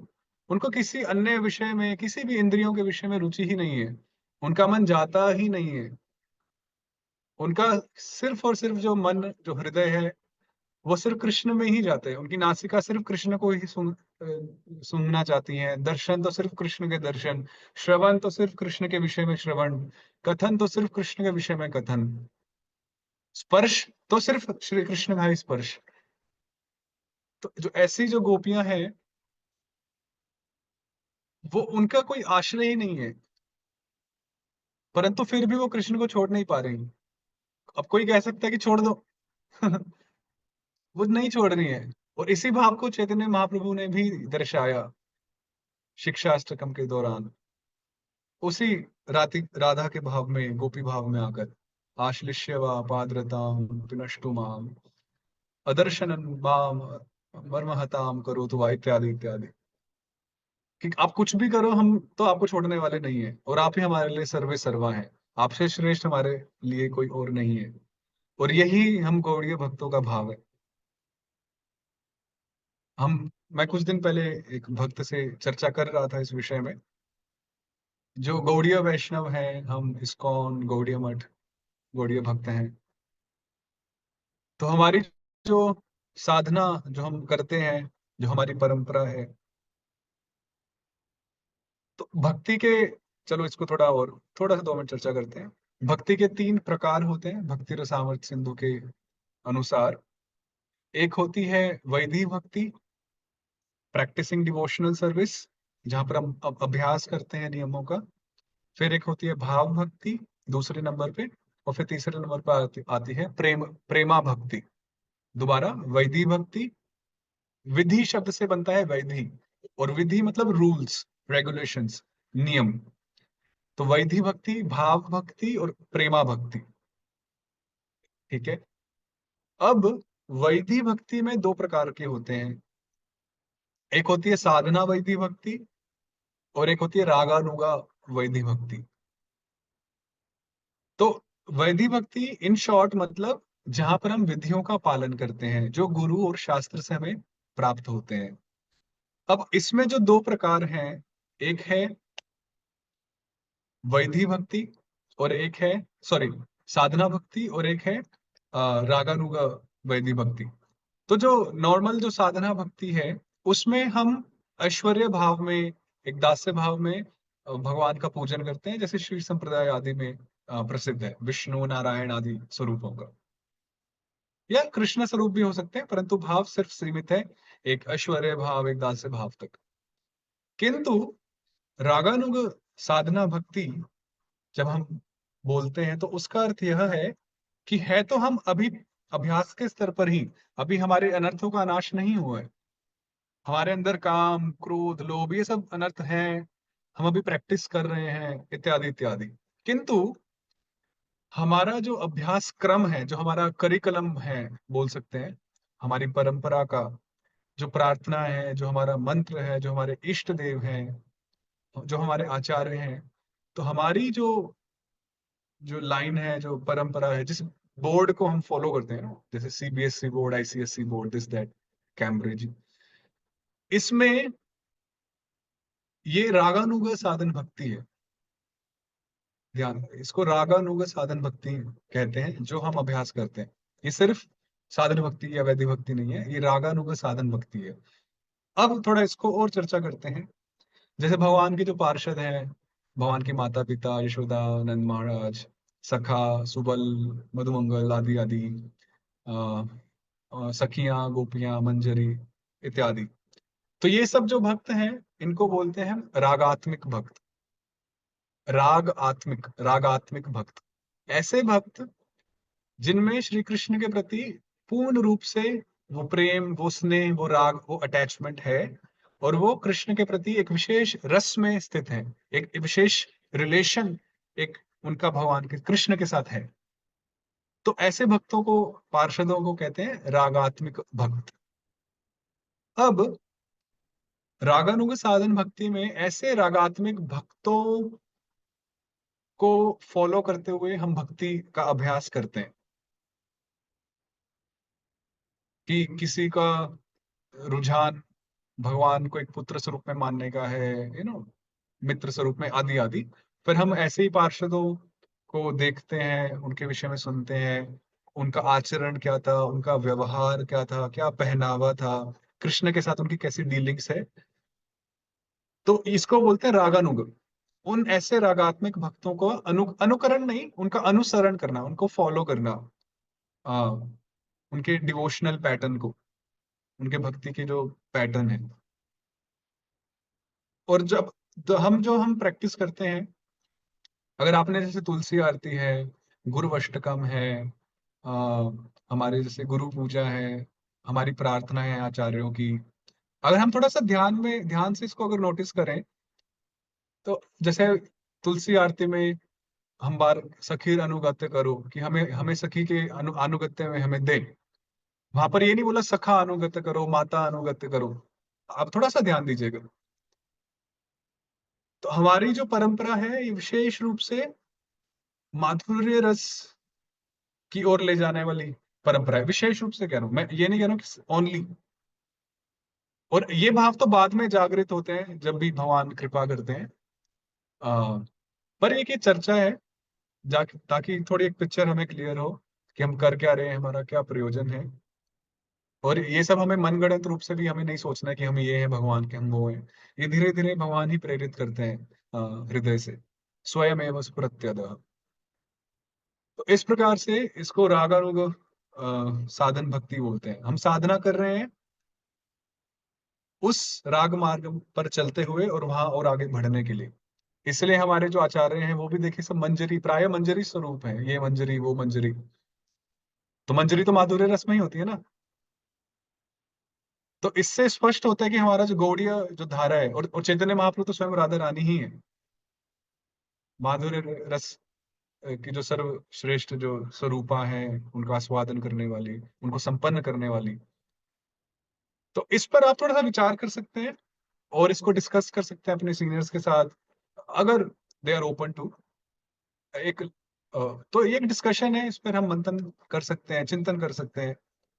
और ये काफी गंभीर चर्चा भी है, इसलिए गोपी गीत हमारे लिए काफी विशेष बन जाता है, क्योंकि हम जिस परंपरा में हैं, वो इसी दिशा की ओर आगे बढ़ रही है। तो इतनी सी चर्चा मैं इस विषय पे करूंगा, बाकी आप इस पे खुद थोड़ा और विचार कीजिए। और फिर भगवान सबको प्रेरित करें सही दिशा में। तो यहाँ पर गोपियां भगवान को ऋषभ कहकर संबोधित करती हैं। तो हम थोड़ी इस श्लोक को लेंगे, फिर हम यहाँ पर समाप्त करेंगे। 2-4 मिनट और इस पर। तो अब गोपियां थोड़ा भगवान को और थोड़ा अपने ही स्टाइल में, उनको जैसे टेढ़े हाथों लेना जिसको बोलते हैं, तो गोपियां कह रही हैं कि हे कृष्ण, आपने पहले पूर्व में हमें कितने ही संकटों से बचाया, बार बार हमारी रक्षा की। तो जब पहले रक्षा की, तो अब हमारा त्याग क्यों कर रहे हो? अब हमारी अपेक्षा क्यों कर रहे हो? और अगर अपेक्षा करनी ही थी, अगर त्याग करना ही था, तो पहले रक्षा क्यों की? तब प्रश्न उठेगा, भाई किससे रक्षा की? तो लिस्ट दे रही है पूरी, क्या है सुनिए। विष जल अप्ययात, कि आपने जब कालिया नाग ने विष से भर दिया था यमुना को, आदि आदि उस जल में, और उससे सबकी मृत्यु हो गई जो भी उस जल में प्रवेश किए, तो आपने उससे सबकी रक्षा की, सब पर दृष्टिपात किया और सब पुनः जागृत हुए। फिर आगे बोलते हैं व्याल राक्षसात, आपने अघासुर से सबकी रक्षा की। व्याल, अघासुर के मुख में प्रवेश किया था बालकों ने, वैसे गोपियां उन्होंने प्रवेश नहीं किया था, ये सखाओं ने प्रवेश किया था, उनकी आपने रक्षा की अघासुर के मुख से। फिर आपने जब इंद्र ने वर्षा की गोवर्धन लीला के जब समय में, तब आपने उस समय में हम सभी ब्रजवासियों की रक्षा की। जब तृणावर्त आया, तृणावर्त से आपने हमारी रक्षा की। मारुत, मारुत मतलब हवा, पवन, तो वो जो डीमन था, असुर था, वो तृणावर्त था। फिर वैद्युतानलाद, और फिर पुनः गोवर्धन लीला के समय जब इंद्र बहुत कड़कती हुई बिजली हम सब पर फेंक रहा था ब्रज में, विद्युत बोलते हैं ना, विद्युत मतलब बिजली, अनल मतलब अग्नि, तो आपने उससे हमारी, उस वज्र से उससे हमारी रक्षा की उस समय। और अनल मतलब दावानल, जब दावानल हुआ, जो हम लीला जानते हैं, उससे हमारी रक्षा की ब्रजवासियों की। और फिर वृषमयात्मजात, फिर जो अरिष्टासुर था उससे हमारी रक्षा की। जो व्योमासुर था, मयात्मज मतलब मय दानव का पुत्र व्योमासुर, उससे हमारी रक्षा की। और विश्व तो भयात, और मैं हम क्या ही पूरी लिस्ट सुनाए, आपने सभी प्रकार के क्लेशों से, विघ्नों से हमारी रक्षा की। और क्या क्या, कौन कौन थे, कालिया था, और पूतना, और कौन कौन थे, शक्टासुर, यमला अर्जुन, बकासुर, वत्सासुर, केशी, पूरी लिस्ट है। आपने इन सभी से हमारी रक्षा की। तो अब आपको ऐसा क्या भाव जागृत हुआ कि आप हमारा त्याग करना चाहते हैं? अब गोपियां इसमें थोड़ी और अब भावुक हो रही हैं। आचार्य समझाते हैं गोपियों के भाव को कि हे कृष्ण, पूर्व में जब आपने हमारी रक्षा की, तो आपने सिर्फ स्पेशली हमारी रक्षा नहीं की थी, आपने सबकी रक्षा की थी, सभी ब्रजवासियों की। जैसे गोवर्धन लीला के माध्यम में के समय में भगवान ने सबकी रक्षा की थी, है ना, सारे भक्तों की। सभी भक्त गोवर्धन के भीतर आए, नीचे आए, और सबकी रक्षा हुई। तो वहां पर कुछ स्पेशल नहीं किया था गोपियों के लिए। इसी प्रकार से सभी लीलाओं में देखे तो कुछ स्पेशल भगवान ने गोपियों की रक्षा नहीं की थी। तो गोपियां भगवान को थोड़ा स्मरण दिला रही हैं, उनका ये जो भाव है कि आपने हमारी कभी स्पेशल, हमें कोई प्रोटेक्शन नहीं दिया, कोई विशेष रक्षा हमारी नहीं की थी पूर्व में, किंतु अब हम आपसे उस विशेष, उस रक्षा की अपेक्षा करती हैं प्रभु। तो आप कृपया हमारी रक्षा करें, क्योंकि रक्षितापेक्षा उचित नहीं है। किसी रक्षित वस्तु, व्यक्ति की अपेक्षा करना, उसको छोड़ देना, उसको त्यागना, वह धार्मिक नहीं है और वो उचित नहीं है। मान लीजिए कोई पिता है जिसने अपने बच्चे की रक्षा की, और एक समय पे जब संकट आया तो उसने अपने पुत्र को त्याग दिया, कुछ इस तरह का उदाहरण, तो वो उचित नहीं है। जो हमारे अधीन है, जिसकी हमने रक्षा की है, उसका सर्वदा ही रक्षा करना धर्म है। जैसे गुरु कभी भी शिष्य को नहीं त्याग सकता, भले ही वो कहे कि मैंने त्याग दिया, पर वो आंतरिक रूप से नहीं होता है। तो इसी प्रकार से आप कैसे त्याग सकते हैं? कहाँ गई वो दया जो आप अन्य अन्य अवतारों में प्रकट करते हैं? तो इस प्रकार से कुछ भाव जो है गोपियां यहाँ पर कृष्ण को प्रस्तुत कर रही हैं कि अतः दृश्यताम, आप हमें दर्शन दें, आप हमारी रक्षा करें। क्योंकि आप जब हमें दर्शन देंगे, तो दर्शन देकर आप हमारे प्राणों को इस देह से निकलने से बचाएंगे, हमारा देह त्याग नहीं होगा और हमारी रक्षा होगी। तो आप हमारी रक्षा करें। और इन्हीं भावों के साथ हम यहाँ रुक जाते हैं। फिर तो 3 दिन है, एक दिन तो हमारा पूर्ण हुआ, तो देखते हैं हम कितने श्लोक पर चर्चा कर पाएंगे भगवत कृपा से। तो हम यही विराम लेंगे। और यदि किसी कुछ टीका टिप्पणी हो इन शॉर्ट तो आप कह सकते हैं। वैसे आप सब बुद्धिमान ही हैं, फिर भी कुछ एडिशन हो, कुछ आपके भाव हो, आप प्रस्तुत कर सकते हैं। हरे कृष्णा।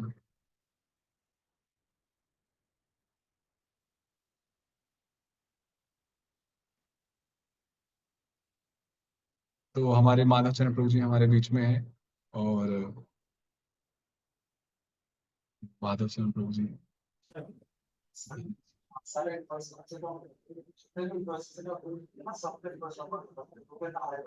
um,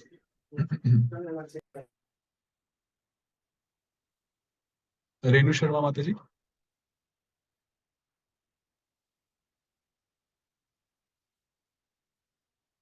आप अनम्यूट कर सकते हैं। हाँ ठीक है। हरे कृष्ण प्रभु जी, पंचांग प्रणाम। हरे प्रभु कृष्णा। जी, thank you so much. First of all, बहुत अच्छे से आपने अभी ये हमें बिल्कुल ऑनेस्टली ऐसे लग रहा था जैसे हम स्वयं वहां पे उस लायक तो नहीं है, अभी उस पे नहीं है, लेकिन ऐसे भाव ऐसे हो रहा था कि जैसे हम उस महसूस कर पा रहे थे उस सिचुएशन को, कि जैसे सच में हमारे नेत्रों के सामने में वो सीन चल रहा हो, गोपियों का वीर, गोपियों का जो वेदना है। प्रभु जी, मुझे आपसे ये जानना था, आपने जो ये रास पंचाध्याय बताए हैं, ये किस में है? ये रास पंचाध्याय, ये जो 5 अध्याय आपने बताए हैं, ये कौन सी बुक में है प्रभु जी? तो ये श्रीमद् भागवतम में है। श्रीमद् भागवत। हाँ, श्रीमद् भागवतम के जो 10th कैंटो, दशम स्कंद जिसको बोलते हैं। ओके ओके, हाँ, तो उसमें अध्याय 29 से लेकर अध्याय 33 तक। ठीक है प्रभु जी, बस मुझे हरे यही कृष्ण। जानना था। हरे कृष्णा हरे प्रभु जी।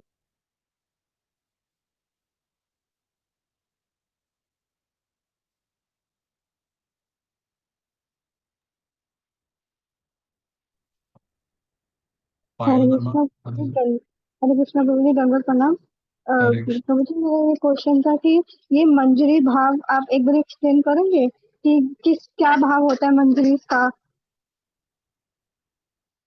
तो इन शॉर्ट, वैसे तो इसमें काफी गहराई है, डिटेल्स हैं, और इसमें कई विभाग भी होते हैं। सखियों में भी कई प्रकार की सखियां होती हैं, कई प्रकार की मंजरियां। तो मूल में जो भगवान के साथ एक जो माधुर्य रस को धारण करते हैं, माधुर्य रस बोलने से अर्थ है जैसे हम इस संसार में देखते हैं एक जिसको प्रेमी प्रेमिका है ना, जो हम बोलते हैं, तो उसी का जो शुद्ध स्वरूप है, अ, जिसको परकीय भाव भी बोलते हैं। एक होता है स्वकीय भाव, जब शादी हो जाती है, एक तो वो होता है ना, हस्बैंड वाइफ। और एक होता है जब शादी नहीं होती है, जिसको हम परकीय भाव बोलते हैं। तो उस प्रकार का जो भाव होता है, जो गोपियों का होता है, सखियों का होता है। और मंजरी, विशेष रूप से जो मंजरी, जो भक्त होते हैं, जो गण होते हैं, वो वो हेल्पर होते हैं, वो असिस्ट करती हैं अपने सीनियर्स को। और उनके सीनियर होते हैं जैसे गोपी, जो सखियां होती हैं, वो उनको असिस्ट करती हैं उनकी सेवाओं में, कृष्ण के लिए विशेष। जैसे आप समझ रहे हैं, थोड़ा कुछ आइडिया आपको लग रहा है? तो जो मंजरी है वो असिस्ट करती हैं सेवाओं में। जैसे आप मान लीजिए, आप किसी मंदिर में जुड़े हैं, तो आप किसी अपने काउंसलर को या मंदिर के किसी भक्त को, माता को, आप असिस्ट करती हैं किसी सेवा में। आप किचन में गई, वो कुकिंग कर रही हैं और आप फ्रूट्स वेजिटेबल्स कट कर रहे हैं, तो इस प्रकार से वो सेवा में असिस्ट करते हैं। तो कुछ इस प्रकार से हम समझ सकते हैं अभी के लिए। हरे कृष्णा जी। कृष्ण बंधु प्रकृति माता जी। हरे कृष्णा प्रभु जी, दंडवत प्रणाम। हरे कृष्ण। अ, प्रभु जी, सबसे पहले तो एक चीज मुझे मतलब आप एक बार दोबारा क्लेरिफाई कर दीजिए, जो आपने बताया था 3 टाइप्स ऑफ भक्ति, जिसमें आपने वैधी भक्ति बताया था, एंड सेकंड नंबर पे आपने कौन सी भक्ति बताई थी? प्लीज उसको अच्छा, थोड़ा सा बता दीजिए। भाव भक्ति ओके और प्रेमा भक्ति। Okay okay. एंड एक क्वेश्चन और था मेरा प्रभु जी। जैसे हम राधा रमन की लीला, जिस तरह से हम वो पास टाइम सुनते हैं राधा रमन जी का, कि किस तरह से रास लीला करते हुए भगवान अंतर ध्यान हो गए थे, एंड राधा रानी उनको सब जगह पे खोज रही थी। तो क्या ये लीला भी इसी श्रीमद् भागवतम में जो आपने बताया शारदीय रासलीला में ही आती है या वसंत रासलीला में आती है? ये तो शारदीय राशि है जहां तक मेरी समझ है, और जो जो हमने सुना, तो ये ओके। शायद भागवतम में ही वर्णन है ये, जब भगवान अंतर्धान होते हैं और ये जी सब लीला। क्योंकि जब अंतर्धान होते हैं तभी तो गोपी गीत होता है, जी तभी तो वो पुकारते हैं, संकीर्तन करते हैं। तो वैसे देखा जाए, जी। एक जिस पॉइंट और है, रासलीला जब हम बोलते हैं तो हमें लगता है कि हाँ कुछ डांस परफॉर्मेंस या समथिंग ऐसा कुछ, पर रासलीला में भी कई प्रकार की लीलाएं संपन्न हुई, अलग अलग, भगवान के बीच में और उनके भक्तों के बीच में, सखियों गोपियों के बीच में। और उसका भी जो चरम, जो एक लीला जो संपन्न हुई, संकीर्तन लीला, तो इससे भी हम काफी समझ सकते हैं, या रासलीला का जो आधार है वो संकीर्तन है। तो संकीर्तन और चैतन्य महाप्रभु का भी जो फोकस है संकीर्तन को लेकर, वही वास्तव में वो युग धर्म भी है। तो इसलिए ये एक एडिशनल पॉइंट है। तो ठीक है माता जी। एक क्वेश्चन और है प्रभु जी, लास्ट। प्रभु जी, जो हम मंजरीस का भाव जिस तरह से हमें आचार्यों से सुनने को मिलता है कि मंजरीस असिस्ट करती है, जैसे कि अभी आप बता रहे थे, तो जब ये गोपी गीत जिस समय पे मतलब ये लीला हो रही थी, तो एट द सेम टाइम क्या मंजरीस तब भी गोपियों को असिस्ट कर रही थी? तो इसमें हालांकि अब देखिए, इसमें दो बातें होती हैं। एक तो होता है कि हम आचार्यों के जो साक्षात्कार हैं उनको पढ़ें सुने, और दूसरा होता है कि जब हम खुद अपनी साधना के माध्यम से उस लीला का दर्शन कर पाए समाधि में, है ना। दो बातें होती हैं उसका साक्षात्कार जो होता है। तो अब प्रैक्टिकली तो हम आचार्यों के कहीं पढ़ सकते हैं उस प्रकार से जो आप बोल रहे हैं, या हमें जब दर्शन होंगे तब हम देखेंगे कि हम मंजरी भी साइड्स में खड़ी हैं या कुछ असिस्ट कर रही है। पर ऑफ कोर्स इतना बड़ा जो सेटअप हुआ है, तो मंजरीज तो होंगी ही होंगी उसको लीला संपन्न करने के लिए, ऐसा मतलब अंडरस्टैंडिंग है। हरे कृष्ण।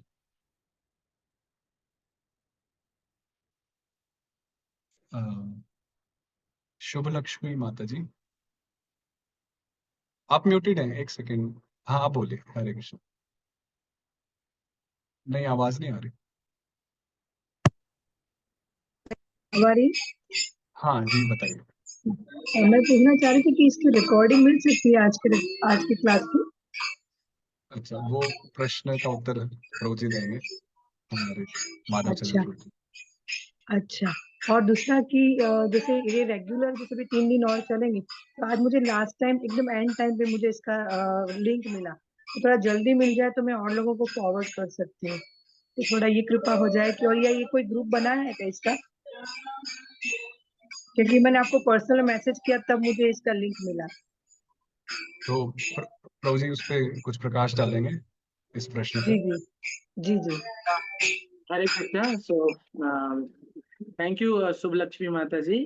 सो इसका जितने भी रिकॉर्डिंग है वो कोर्स के एंड में मिलेगा। After 28 first second and third से मॉड्यूल हम रिकॉर्ड कर रहे हैं, बट वो बाद में मिलेगा। एंड सेकेंड थिंग माता जी, हमारे पास रजिस्ट्रेशन प्रोसेस है, गूगल फॉर्म और व्हाट्सएप ग्रुप है जहाँ पे हमने लिंक पोस्ट किया है। हम कंटिन्यूस सुबह से मैसेज कर रहे हैं वहाँ पर। डेफिनेटली आपको उसमें मिला होगा। अगर आप वो नहीं ज्वाइन किए होंगी तो आई लास्ट सुंदर परम सुंदर प्रभु कि वो आपको वो ग्रुप का लिंक भेज दें, और आप उसमें सभी को, जितने भी आपके जानने वाले हैं उनको भी ऐड कर सकती है, वहाँ उन्हें सारे इन्फॉर्मेशन मिलेगा। आप अनम्यूट म्यूट पे हो माता जी, आप म्यूट करके अनम्यूट करके बोलिए। शुभ कोई लक्ष्मी का आप। व्हाट्सएप ग्रुप में मेरा नाम ऐड नहीं हुआ है प्रभु जी। मैंने भी गूगल फॉर्म से ही इसको डाउनलोड किया था, मतलब रजिस्टर किया था, और औरों को भी सेंड किया था, तो वो भी यही पूछ रहे थे कि कोई व्हाट्सएप ग्रुप है तो अच्छा रहेगा, तो will get easily information. Okay, तो आई चेक अगेन माता जी, है ना। यस, थैंक यू आप, प्रभु जी, थैंक यू। हरे मैं कृष्णा, आपका नाम ढूंढ के धन्यवाद। आप। पूनम माता जी।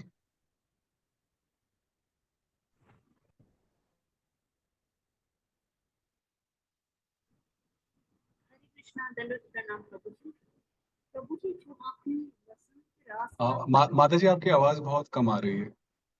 हरे कृष्णा प्रभु जी, दंडवत प्रणाम। प्रभु जी, आपने जो वसंत के रास के बारे में बताया था, हमें वो जानना था कि वो आपने किस शास्त्र में कहा है कि वो मतलब किस शास्त्र में होंगे। जैसे आपने शायद कुछ गीत गोविंद अच्छा, गीत गोविंद वो जयदेव गोस्वामी नाम के भक्त हुए, जो एक कवि भी थे।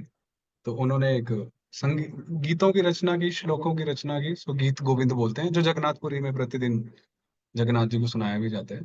तो गीत गोविंद। अच्छा प्रभु जी, ये मतलब एक बुक है, जैसे जैसे भागवतम है, ऐसे ही गीत गोविंद कोई मतलब शास्त्र है जिसे हाँ, वो एक छोटा लघु स्वरूप है, छोटा एक पुस्तिका स्वरूप कह सकते हैं। अच्छा अच्छा, थैंक यू सो मच प्रभु जी। हरे कृष्ण। विशाखा माता जी, देखिए आप अगर अपने दर्शन नहीं देंगे तो हम प्रश्न नहीं पूछने देंगे।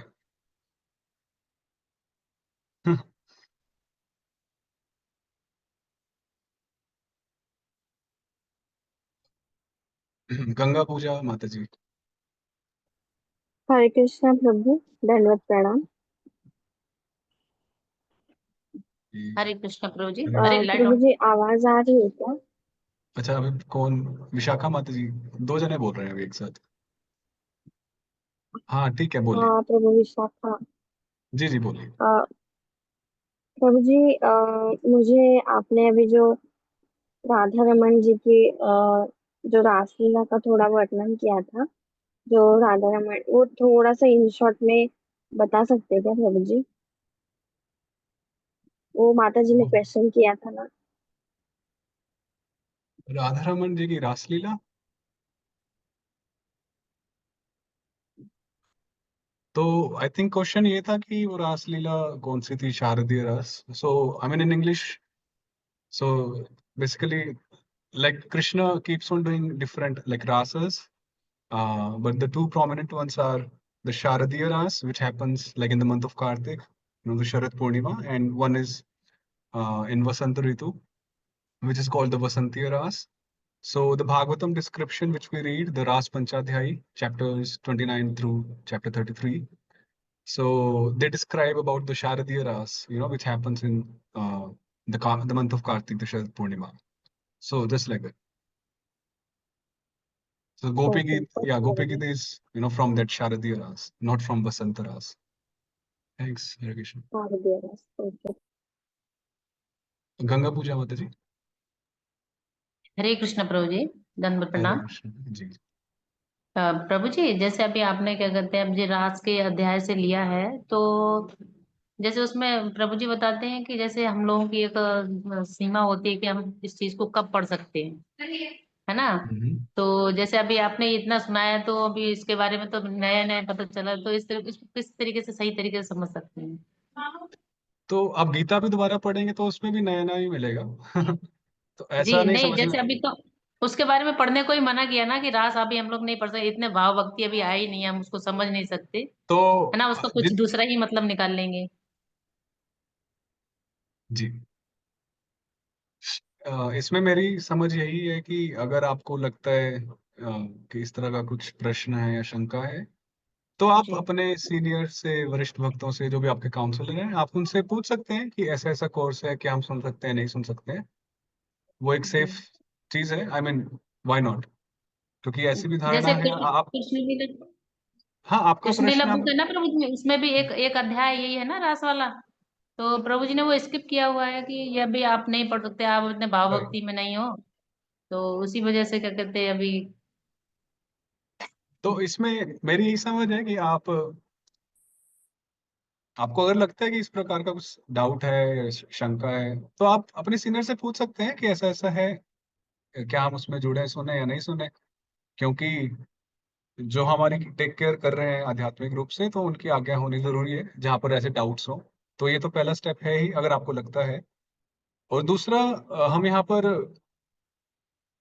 जैसे हमने हमने आज चर्चा की, कुछ दो तीन श्लोक हमने चर्चा की, तो आपको ऐसा कुछ लगा कि हमने कुछ बहुत ज्यादा कुछ वैसी चर्चा की? एक नॉर्मल सा एक डिस्कशन था, हमने उन शब्दों को पढ़ा, सुना, समझने का प्रयास किया। तो कुछ वैसा हमने उसमें नहीं गए कि कृष्ण की ऐसी रास होती थी, ऐसे बांसुरी बजाते थे, डांडिया खेल रहे थे है ना। एक हम वैसे उस रसिक उस वाले फील्ड में नहीं गए, यहाँ संगीत बज रहा है, रसिया बज रहा है तो दोनों ही बातें हैं। आपको अगर लगता है ये टू मच तो आप पूछ सकते हैं। और वैसे तो हम सिद्धांत हम अपने आचार्यों को लेके ही चल रहे हैं, है ना। ये हरे कृष्ण। गौरव प्रभु जी। हरे कृष्णा प्रभु जी, दंडवत प्रणाम। हरे कृष्ण। प्रभु जी, गोपी गीत जब इतना प्रिय है भगवान गौरांग को, तो हम इसको गाते क्यों नहीं है? इसका रीजन क्या है? लाइक एक पीडीएफ फॉर्म में या किसी फॉर्म में हमको क्यों ये प्रोवाइड नहीं किया जाता कि इसको हम गाएं? क्योंकि मैंने ये सुना है कृष्ण को भी बहुत प्रिय है, गौरांग महाप्रभु को भी बहुत प्रिय है। तो हम्म, इसका रीजन क्या है ये कि क्योंकि मान लीजिए कि इसका मतलब नहीं भी समझा के एटलीस्ट एक ऐसे फॉर्म में दे दिया जाए कि एटलीस्ट इसको आप गाएं भगवान की प्रसन्नता के लिए। इस तरह से कुछ होना चाहिए या होता है, या मुझे आइडिया नहीं है, तो प्लीज थोड़ा सा गाइड कीजिए। धन्यवाद। तो आपकी उत्सुकता आई थिंक बहुत अच्छी है। तो इस्कॉन में एटलीस्ट हर कार्तिक में हम गाते हैं, आपको पता ही होगा ना। पूरे कार्तिक गोपी गीत गाते हैं हर इस्कॉन सेंटर में, हर इस्कॉन मंदिर में गोपी गीत गाया जाता है इस्कॉन में। और वो मंदिर में गाया जाता है तो प्रभु जी हम जैसे भक्तों को भी गा सकते हैं क्या? हाँ हाँ, कार्तिक महीने में हर इस्कॉन सेंटर मंदिरों में गोपी गीत गाया जाता है, तो आप अपने घर में भी गा सकते हैं, पाठ कर सकते हैं। और बात रही डेली बेसिस पे, तो आप डेली बेसिस पे आप करना चाहें तो वाई नॉट, मना थोड़ी है, आप कर सकते हैं। अभी भी हम गोपी गीत पे ही चर्चा कर रहे हैं ना। नहीं, और वो तो मुझे पता है प्रभु जी की, मतलब मुझे भी एक बार स्टार्टिंग में ऐसे लगा कि जब मैं ज्वाइन कर रहा था तो मेरे मन में डाउट था कि ज्वाइन करना चाहिए या नहीं, क्योंकि वो अधिकार तो नहीं है ना, कि हम उतना दिमाग नहीं है अभी कि नहीं, ये गोपी तो गीत को देखिए हम समझ सकें। सिर्फ कृष्ण की प्रसन्नता हेतु गा रहे हैं। वो एक जैसे गोपियों ने गाया, तो अगर आपका इतना सिंपल सा भाव है और आप 10 मिनट लगा के 15 मिनट लगा के भगवान को सुनाना चाहते हैं ठाकुर जी के सामने बैठ के, तो इसमें समस्या क्या है? बाकी अगर आपके कोई सीनियर है, काउंसलर हैं, तो एक बार उनसे पूछ सकते हैं, कंफर्म कर सकते हैं। इसमें कोई मना तो नहीं करेगा, जो मेरी समझ है। ठाकुर जी को हम कीर्तन सुनाते हैं, भजन सुनाते हैं, तो ये भी एक भजन के प्रकार है, गीत है। तो मेरी तो ये समझ है, तो इसको आप गाना चाहे तो ठाकुर जी को सुनाइए, बैठिए बट ये सामने। अल्टीमेट है ना, क्योंकि मैंने एक शायद ऐसा कुछ कथा भी सुना हुआ है कि भगवान एक बार एक भक्त के पीछे पीछे गोपी गीत सुनते सुनते चले गए थे, वो ऐसे तो घंटी बज रहा कई था। सारे इंसिडेंट्स हैं, गोपी गीत है, गीत हाँ, गोविंद के लिए भी बहुत सारे इंसिडेंट्स हैं जो जगन्नाथ जगन्नाथपुरी में भगवान, सुने। जगन्नाथ भगवान एक मालनी थी वो, मतलब बड़े भक्त थी, ऑब्वियसली वो भागवत थी। तो वो गोपी गीत रोज गाती थी, तो उनके लिए भगवान उनका पल्लू लेके, मतलब वो फूल तोड़ती थी ना, तो पल्लू लेके घूमते थे, पर उनके पीछे पीछे घूमते थे ठीक भगवान, है, तो उनका इसमें सुनने कोई के लिए। समस्या नहीं है। तो आप गा सकते हैं, मुझे बाकी लगा आपके कि कोई सीनियर है तो उनसे एक बार कंफर्म कर सकते हैं, जी, ठीक है। मुझे लगा कि बहुत बड़ा हेवी चीज है ना, तो हम जैसे छोटे भक्तों को खाना चाहिए या नहीं, उसी लिबास में। नहीं नहीं, वो भगवान प्रसन्न होंगे तो भगवान, देखिए सिंपल सी बात ध्यान रखिए, कृष्ण के सामने चाहे कोई भी जाए, मैं जाऊं आप जाए, कोई भी जाए, कृष्ण के लिए कोई छोटा बड़ा नहीं है। क्योंकि कृष्ण जब हमें देखते हैं, जब हम उनके दर्शन करने जाते हैं, तो कृष्ण जब हमें देखते हैं तो वो हमारे शरीर को नहीं देखते।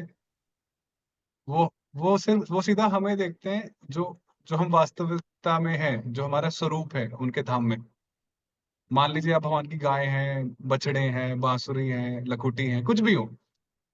क्योंकि कृष्ण तो आत्म साक्षात्कार है। आपको लगता है ना कृष्ण को आत्म साक्षात्कार है, ही सेल्फ जी जी जी रियलाइज्ड जी जी। और हम लोग हम को भी वो सबको अच्छी तरह जानते हैं। सेल्फ रियलाइजेशन नहीं है, तो हमें अपना आत्मा स्वरूप नहीं पता है। कृष्ण को ना सिर्फ आत्म साक्षात्कार है, उनको सभी का स्वरूप साक्षात्कार भी है। जी तो जी जब हम राधा गोविंद के सामने, राधा श्याम सुंदर के सामने, जो भी हमारे ठाकुर जी हैं उनके सामने जाते हैं, तो वो सीधा हमारे स्वरूप को देखते हैं कि ये आई मेरी बांसुरी, ये आई मेरी लकुटी, ये मेरा बछड़ा आया। और फिर वो सोचते हैं कि कभी पुनः वापस सेवा में लगेगा। बस उनके दो थॉट्स होते हैं। तो आप उनको सुनाएं, उनको रिझाएं, ऐसे तो उन्नति होगी ना। तो महामंत्र सुनाएं, गोपी गीत सुनाएं, या जो भी हमारे वैष्णव भजन है।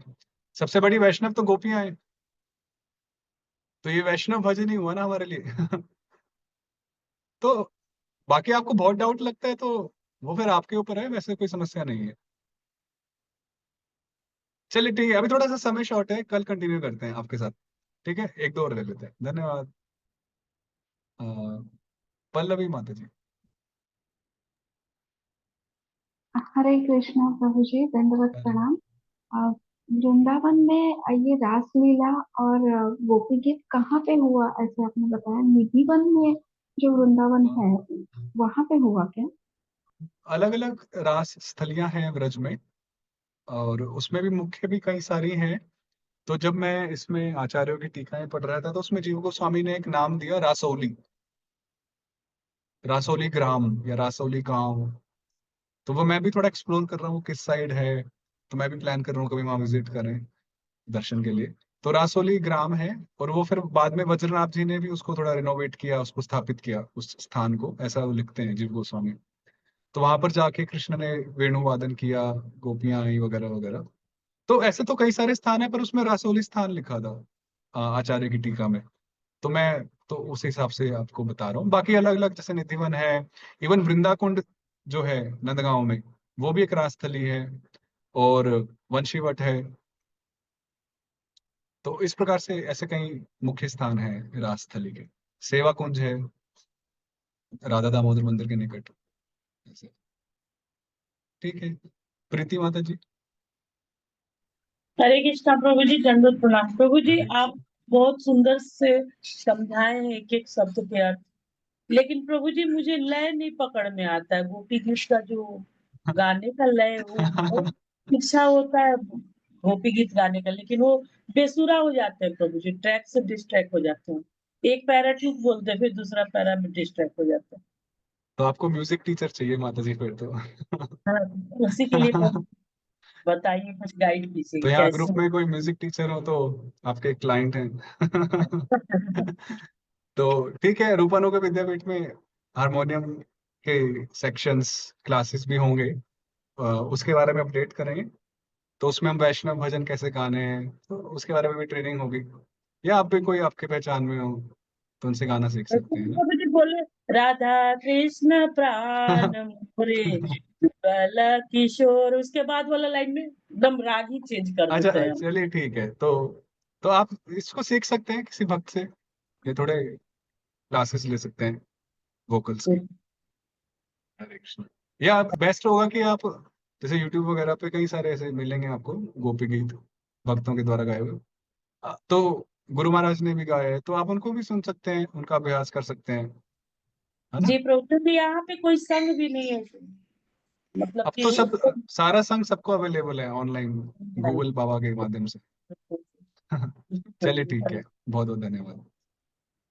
तो हम यही विराम लेते हैं, और तो मैंने तो समय से ही पूर्ण किया था, अब आपके प्रश्नों ने ही थोड़ा लेट खींचा, तो I am not to be blamed. Hare एक कृष्ण। इंफॉर्मेशन है, मैंने सबके लिए जो व्हाट्सएप ग्रुप का लिंक है वो मैंने जूम चैट में शेयर किया है। जिन्होंने नहीं ग्रुप ज्वाइन किया वो लोग ज्वाइन कर सकते हैं। थैंक यू परम सुंदर प्रभु फॉर वंडरफुल क्लास। सबने बहुत ध्यान पूर्वक सुना, एंड आई होप कि यहाँ जो भी लोग अभी तक जुड़े हुए हैं आपके साथ, These 97, ये कल भी बहुत उत्साह से जुड़ेंगे। थैंक यू सो मच परम सुंदर प्रभु, टेकिंग आउट योर टाइम। हरे कृष्ण। जय श्री प्रभुपाद की जय। निताय गौर प्रेमानंदे हरे।